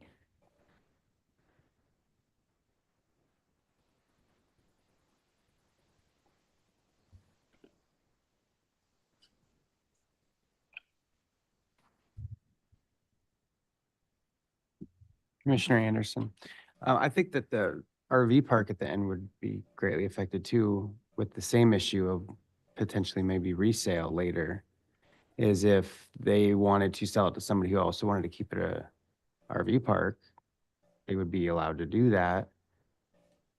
Same would go for like Dan's, it's a giant automotive repair that has lifts everywhere. That's not easy to just build and destroy or resell. I mean, if someone wants to have a bakery inside of there, they got to take all the, like, that's a lot of money you're paying that it's hard to repurpose. I don't know. There's just a lot of things to consider. I don't have a good recommendation or solution to it, but to echo what Commissioner Murray said, is if we were to start carving things out, I think everybody would have something to say, and it would be a lot more blotchy than it is one solid red. Another maybe option would be to move the boundaries from the north east portion, kind of down the river at the cul-de-sac there. I don't know. And I think that the main purpose of this was down towards the bridge initially, and I think that where it stopped was a nice convenient spot by the Y. Or is that the Y? Yeah, I think that's the Y. So I don't know. Those are my thoughts on it. I think it's an important thing that we're about to do here, and we should have at least an open discussion. Commissioner Burton, is it possible to get some kind of financial impact for all of the businesses that once they are sold, they become non-conforming uses, to see what the impact of how much we're losing in city revenue is? Is that worthwhile looking into? Because just like Commissioner Anderson said, this is an important decision. If we're gonna do it, we might as well do it right. And if that takes just a little more time, I think it's worth it.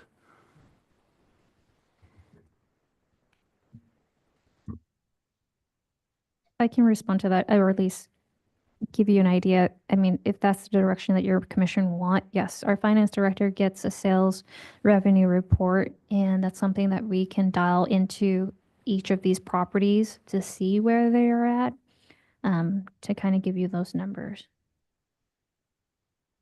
And then, uh, yeah, this is complex. So there are many conforming uses. So if these properties, any of these properties sell, there are a variety of things that they could become that aren't there yet, that could be, that could bring in more sales tax revenue or be more, yeah, enhance business in that area in different ways. So I think it would be hard to, I guess we would have a sense of what we would be losing if things stayed the same, but we wouldn't have a sense of what could be should something else go in there that is conforming in that zone. Gosh, it's late. Brain power is low. But I think we have been talking about this for what, two years now? I mean, this has been through a lot of thought already. And sorry if there's anybody else who has Commissioner comments to Suffocated. add. I think I'm very excited about this, and I'm glad that we are at this point where we're getting ready to approve something like this. I have had a hesitation, I think, from the beginning because I'm very excited about this, but progress is slow and development takes time. And as much as I love that it's this whole riverfront area here, with as much as we're limiting it, I have felt that it will be difficult to develop that many acres with the things that we want there. I think it will take a lot of time. Mhm. And so I would not be opposed to it being a little bit smaller footprint.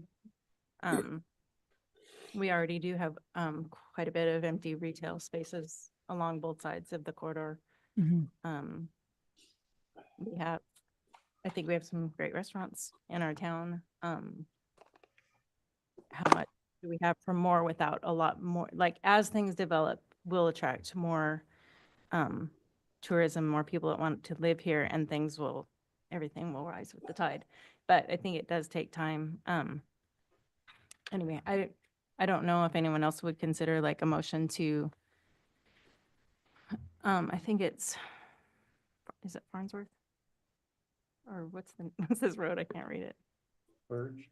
Oh, Birch, yeah, where Farnsworth Park is, yeah. Birch,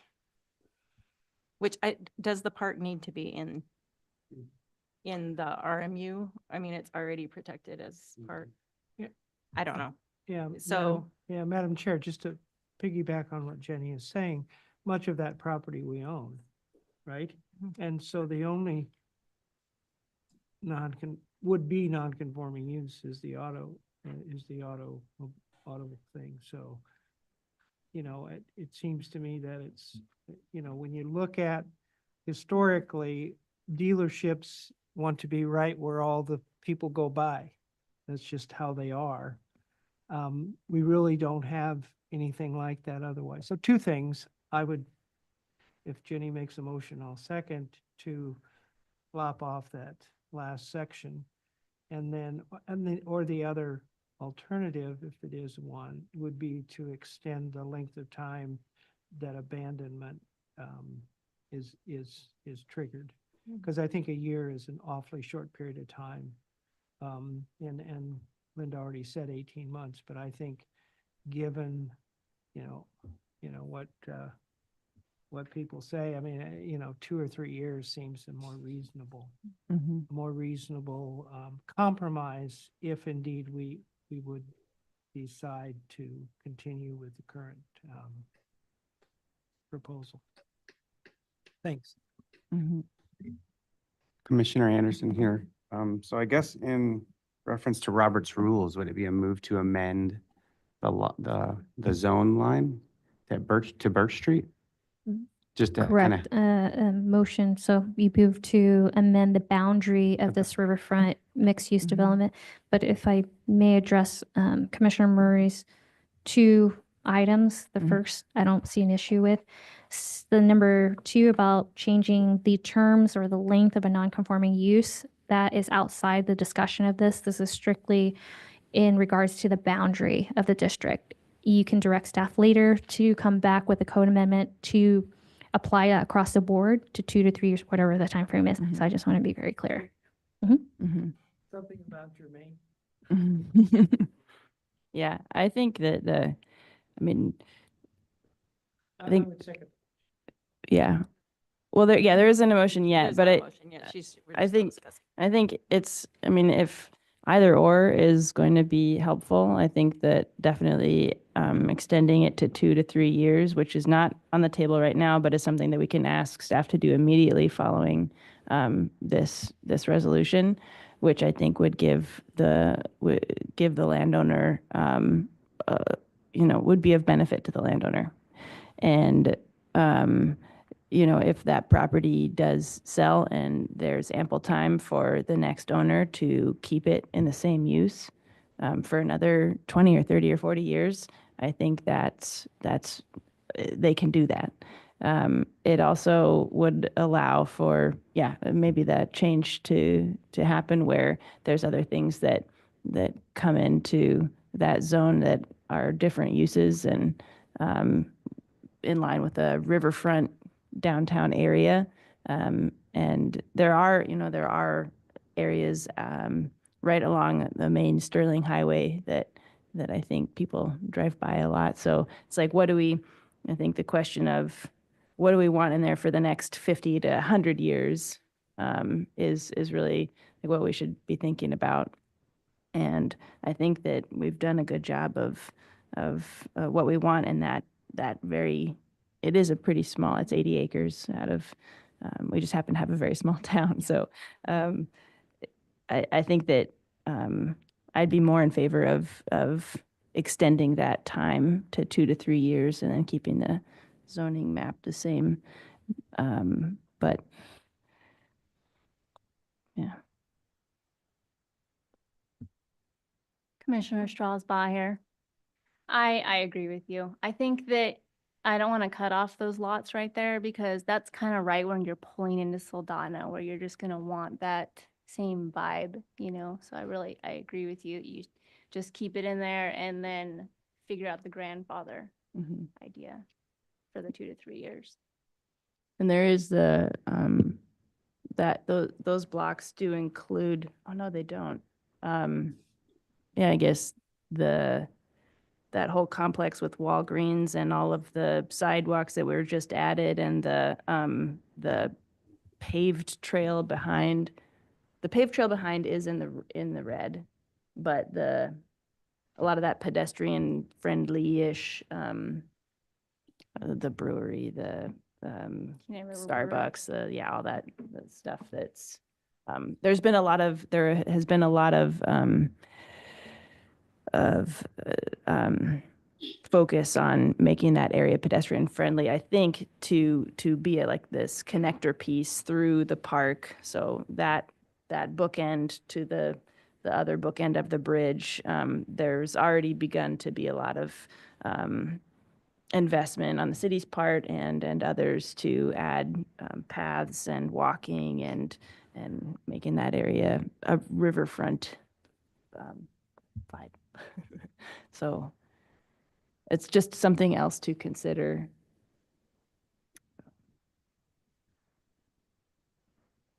Commissioner Burton. So as I understand it, there are some commissioners who are talking about, could we pull up the map? Thank you.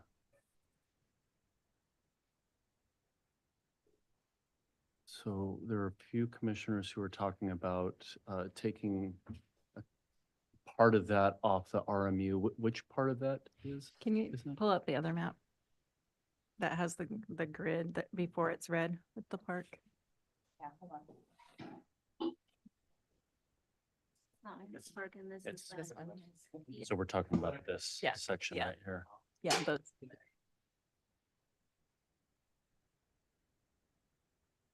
Mhm. Okay, all right, that, yeah, okay, that top little horn, so to speak. Okay. Yeah, great. Okay, and then other comments of keeping as is, sorry, and other commissioners stating keeping it as is, and then deal with the possibility of extending the grandfather timeline. I'm just trying to get a sense of where everybody is at here, because as we make this vote, um, and you can tell me if I'm right or wrong. If it doesn't pass, then, I mean, what's the next step? Correct. Chair Vila is correct. She said it would go to council no matter what. This is just your recommendation that would be forwarded to city council. So either way, I think you summarized it well. What's the 2 point of different motions is one, Commissioner Anderson is stating, and Smithwick Ailey, and potentially Commissioner Murray, is stating we remove those boundaries of what you see above Soldotna Creek.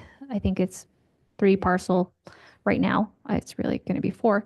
Zone commercial to exclude that, and potentially the Soldotna Creek Park doesn't really affect much.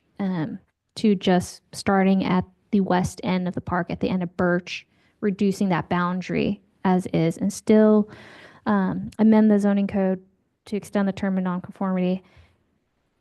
And the other option is to keep it as is and just pursue the extending of the term of non-conforming use of, if it's kind of left as is, they have up to 2 to 3 years of being grandfathered in and not to the 1 year that's in code. It's already belabored, but it's a really important decision. I also think that the map in previous iterations extended up all the way to the intersection and did include Walgreens and those areas. Why was it? Sorry. No, I get what you're saying. So I am following the project area as presented in the Riverfront redevelopment plan, just because all the public engagement has already been set in place in the plan that's adopted with the public support of that plan for this Riverfront. So the project area within the Riverfront redevelopment plan is everything in red. I recognize that your past efforts of the commercial corridor extended further. I didn't want to belabor and include those at this time because I think there would be more intensive public outreach and engagement that needs to be done to those additional parcels. So to move and fast track this project, staff is including the exact project area as presented in the Riverfront redevelopment plan. Yeah. And I guess the point there is that this zone or a zone around it could extend in very easily into those commercial parcels for more of a downtown zone. Correct. You can reduce the boundary, you can extend the boundary, or you can keep it as is what it's on the table. Yep. Or, yeah. And then just a question too about fairness. You mentioned the other non-conforming parcels, the gas station, Dan's Automotive, the large park at the end. I mean, if we take out the one, should we take out all? And then Sure, here it is. I know that this is what ended up being recommended, but we've also, I feel like it's always been the bookends of the park and the bridgehead.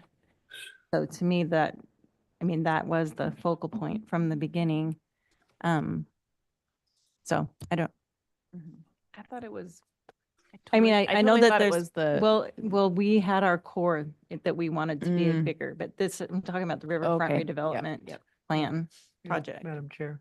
Yeah. Yeah, I would just point out to Jenny's point, I mean, with the park and everything, you have the pedestrian right away. You're not pedestrian right, or the pedestrian proposed walkway. It's going to be on from where we are now. And that's not impacted if we corner off. Somebody else. There- I just let him in, he was up there. Yeah, I was actually referring to the pedestrian improvements that extended beyond the red zone. It's, There's a new one that runs. yeah. He was just up there. You know, That would complicate things. Yeah. Then you truly have a carve out as it is, taking off that corner and leaving, I mean, the park's what it is. You know, that's my.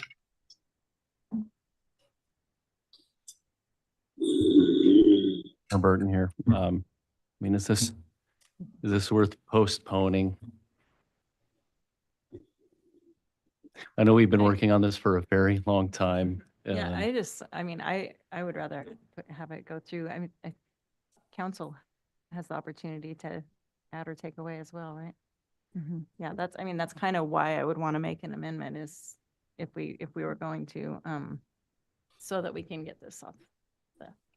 Yeah, Commissioner Off the Anderson table here. isn't the right word. But you know what I mean. The amendment would been a go long to time city coming. council with it. Now, I guess the question is would we have the majority to vote yes with the amendment? Or are we Well, gonna I have the think- majority I to vote think yes if with if the other amendment- proposal? If the amendment fails, then we still have the opportunity to vote on the. Is that correct? solution. Yes, Yeah. The- that's Okay, right. The unamended. that makes sense. Yeah, that makes sense. Madam Chair, the amendments before us, which would be to change the boundaries to comply with the Birch Street access point, and to take that off of the proposed for. I mean, that's, I understand the amendment. There's no amendment yet. But that's what we'd like to, I would like to move to Move amend to amend, okay. the boundary to exclude the park and the northwestern portion there and have it be Birch Street across. And I would say. Thank you. And then the only thing to consider is what you just mentioned about carving it out, is there are paths and pedestrian walkways that do extend past that area. So they extend through the park, north past the area that is currently in the red right now and into, it's a downtown area with a lot of pedestrian walkways and stuff. So what we would be doing then would be really shrinking from an area that's already gotten a lot of attention to be a riverfront zone. So it kind of is carving it out from. It's carving Yeah. out the street front, but the Mhm. connectivity is already in place and it's Mhm. not on the land that's being cut out. Yeah. And yeah, I just feel like also Kenai River Brewing, that whole area down there is really kind of what we're wanting on most of that development. I would say AutoZone is an exception, but also Mhm. it's another one of the ones that we can vote on grandfathering or not grandfathering. I think if we go to 3 years in grandfathering, if our desire is to get rid of the non-conforming ones, and then we're extending the length of time to be able to have the non-conforming ones continue forever. I don't know, Mhm. do you see what I'm saying on that? If we have non-conforming uses, say we don't want, I don't want to say we don't want AutoZone, we want that they also have a lot, Hanging Mhm. but Just outside. Just outside. existing, then, We can't get in. so if Oh, they operate that business for 2 or 3 years, someone, maybe I should go again. He doesn't go for you. Oh, Gary, can you mute, please? Sorry. I Thanks. don't know. I just don't know that we want to extend. I do agree that a year is not long enough when someone's trying to transfer businesses and get a new business. But 18 months Going, would be. I think 2 to 3 helpful. years is a lot. I think 18 months would be considerable. But like the Don Jose's building already is exactly what we're looking for in our in our RMU. They have a restaurant and a meadery and a retailer and office.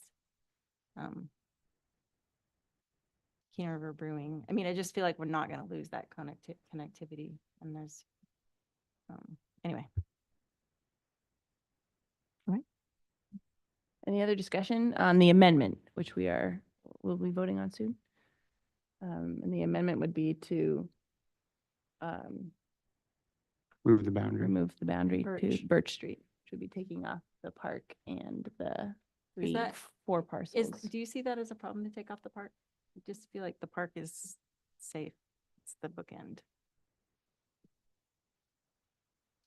No, I don't think there's any repercussion or fear of how that would affect. It would just, ultimately it was just streamlining the whole corridor to one district, and still parks are allowed in the new and still allowed in their existing.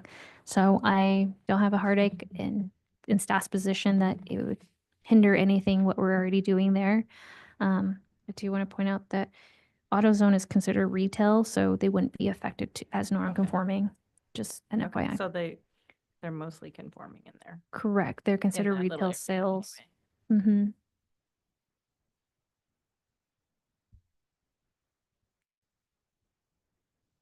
I think we're ready to call for the vote On the amendment. on the amendment.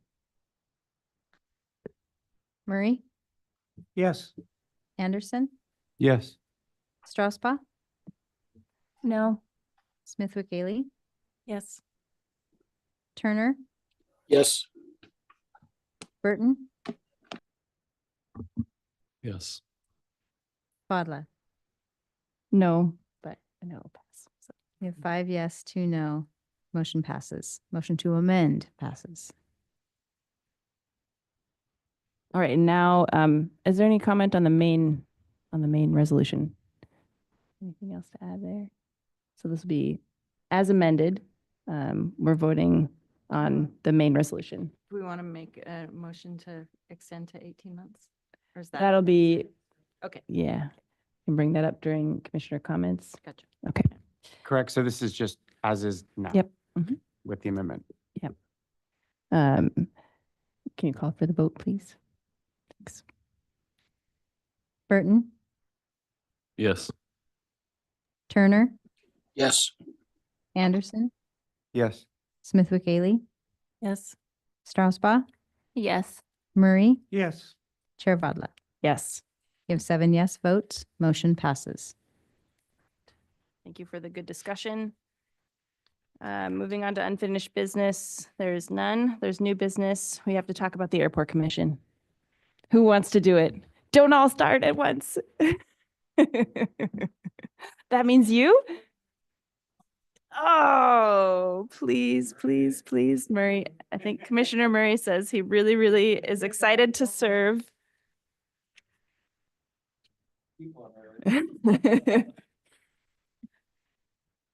You could be the chair and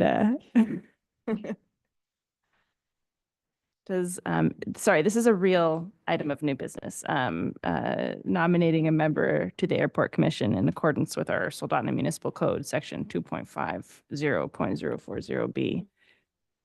Yes, we are. Pursuant to Soldotna Municipal Code, the member of the Airport Commission shall be one member of the Planning and Zoning Commission chair or another member of the Planning Commission. So I'm just standing before you as the mother of a two. I'm shameless. This is a shameless beg on bended knee as the mother of a 2-year-old. Would someone please be willing to serve? There's only twice a year, and you get to hang out with Kyle 4 times. It's for the last 2 years, they've only met twice, and the meetings are really fast. Yeah, are they canceling the June meeting? Can we call Kyle and ask him? Sorry.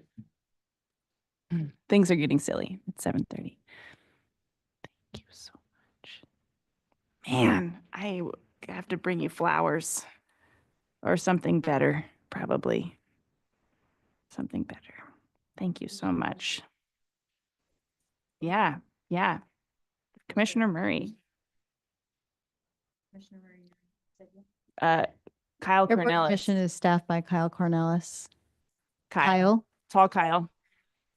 We don't have to nominate someone unless someone. nomination's not required because if no one here outside of Fadla says they want to do it, it defaults to her.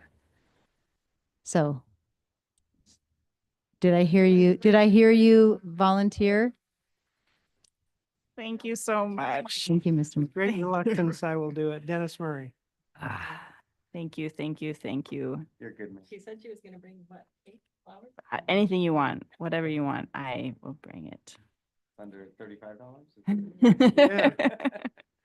Chair, if I may, just for the record, if we could have a motion to appoint Mr. Murray to the Airport Commission with a second, and I'm sure there will be no objections. I move to appoint Commissioner Somebody Murray. other than you. Someone other than me.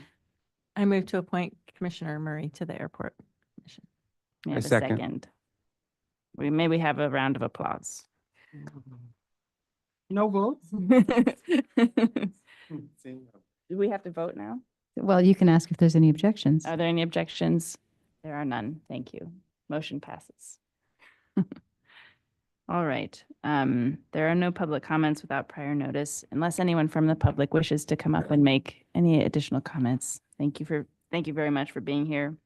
There is, as far as informational items, there's a flyer on the upcoming Comprehensive Economic Development Strategy public outreach opportunity in Homer and here in Soldotna at the upcoming City Council meeting on Wednesday, May 28th at 6 p.m. So please help us spread the word to get out community input on the regional plan that helps guide economic growth and resilience across the borough.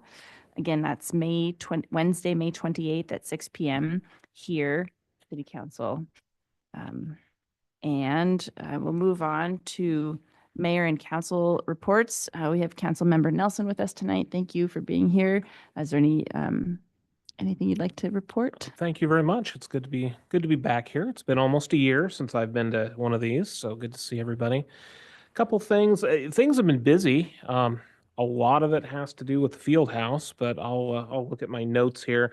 I know in our work session we talked about it, but we did pass that legislation regarding the hearing officer.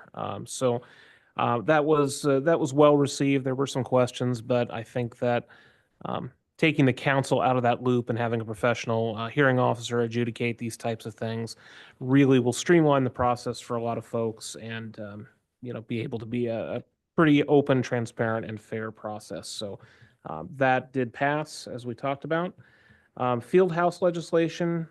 So I don't have the date. Hopefully you all have the date of the open house. It's coming up quick. It's August, which we'll be doing some open house type activities. We had some work sessions last month with the Parks and Rec Department. They've been working very hard, and a couple pieces of legislation came through.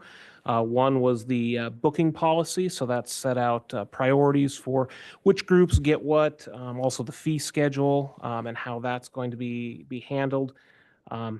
I cannot regurgitate that. The Parks and Rec Department did a wonderful job. I mean, they had a huge matrix of every single event and sporting event that happens in this peninsula and even statewide to look at and trying to make that work for all users. So that's very exciting, and certainly hope that everybody comes to that.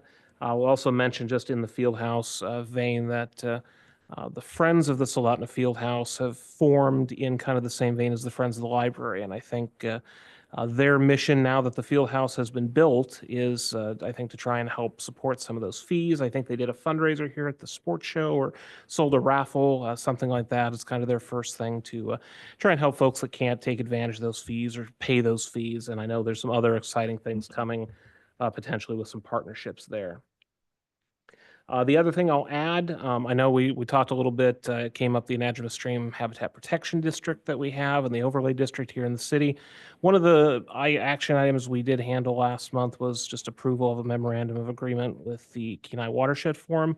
And that's a program for baseline water sampling. It's been around for a long time. I actually used to do it many, many years ago.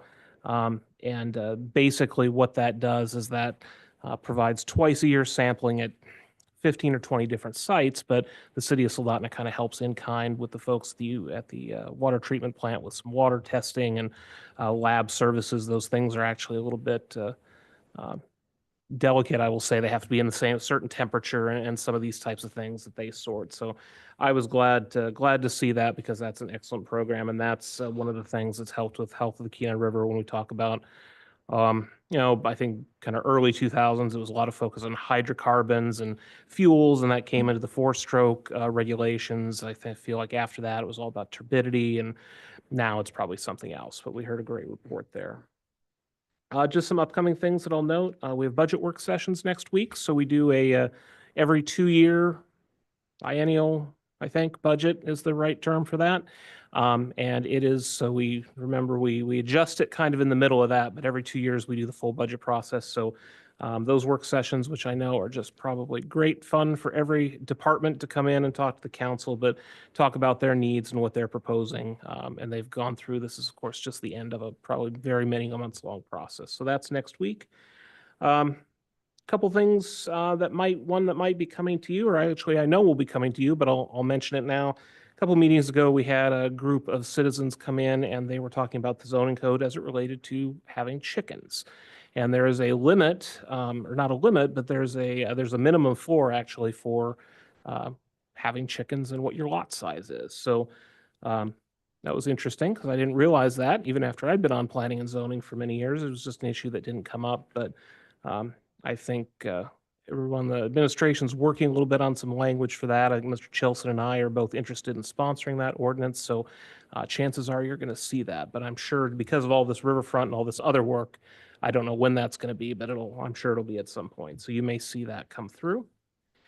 And I feel like I had something else, but boy, it's already late, so I'm going to stop talking. But I'll be happy to stand for any questions if anybody has any. Thanks. Does anyone have any questions? Director Mitchell. It's my turn. Just giving the date on what Councilmember Nelson mentioned. The grand opening for the field house is August 16th, and I think it starts at 2 p.m. And then just a few things to report. Thank you for the meeting tonight. It was really, the discussion was great. And June's meeting is already packed. I am hoping to bring forth the code amendment for the chicken ordinance potentially at that meeting as well. So things are picking up with things warming up. The weather's nicer. I'm getting a lot of code enforcement complaints. So this week alone, I think I got 4 complaints, actually just today. So, and as some of you may be aware and some of you not, Jennifer Hester, Associate Planner Jennifer Hester, had transferred over to the Parks and Rec department. So I've been by myself since April 8th or something like that, kind of doing a one-person department in the interim. I did offer the position and the individual has accepted. They will start May 19th, will be their first day. So we'll be a full department again then. And then I already talked about the appeal change. I did want to point out one of the items tonight. If you read the public noticing for the item off Sterling Highway, when I recommended that code change to public notice posted on site, it did talk about the nearest public right-of-way. In this case, most properties off Sterling Highway are projected very far away, over 100 feet. So posting a sign off Sterling where the speed limit is a lot faster, or most people drive a little bit faster than the speed limit, is very difficult to see an A-frame on a property. And mostly with DOT kind of coming down and really enforcing signs within their right-of-ways, I attempted to put there, but then I took it back because I was hearing some of the sports rec stuff, signs got confiscated. I did not want a city to sign get confiscated and have to pay a storage fee. So you'll be seeing an amendment to that code to address corridors where DOT owns that right away. And maybe we just don't put it on that corridor. You know, the intent really is just to inform the general public, capture more, just to replace the newspaper. So without it, I don't think we lose anything off the corridor just because of speed. People probably can't even see the sign. So I'd rather not require it when it doesn't serve the intent. I'm going to keep it short. And that's all I have for now. If you have questions for me, thank you. Thank you. Let's move to commissioner comments. Commissioner Anderson, you want to kick us off? Thank you and have a good night.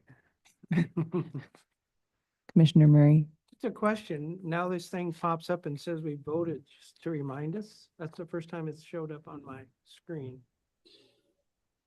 Voting results. Don't touch me. Vote We get to approve it. again. Can vote again. Thank you, Madam Chair. Thank you. Thanks, everyone, for the discussion. I'm excited to have this moving forward to council. Commissioner Burton. Yeah, thank you for all the hard work and thank you, fellow commissioners, for the great discussion. News Commissioner Strasbaugh.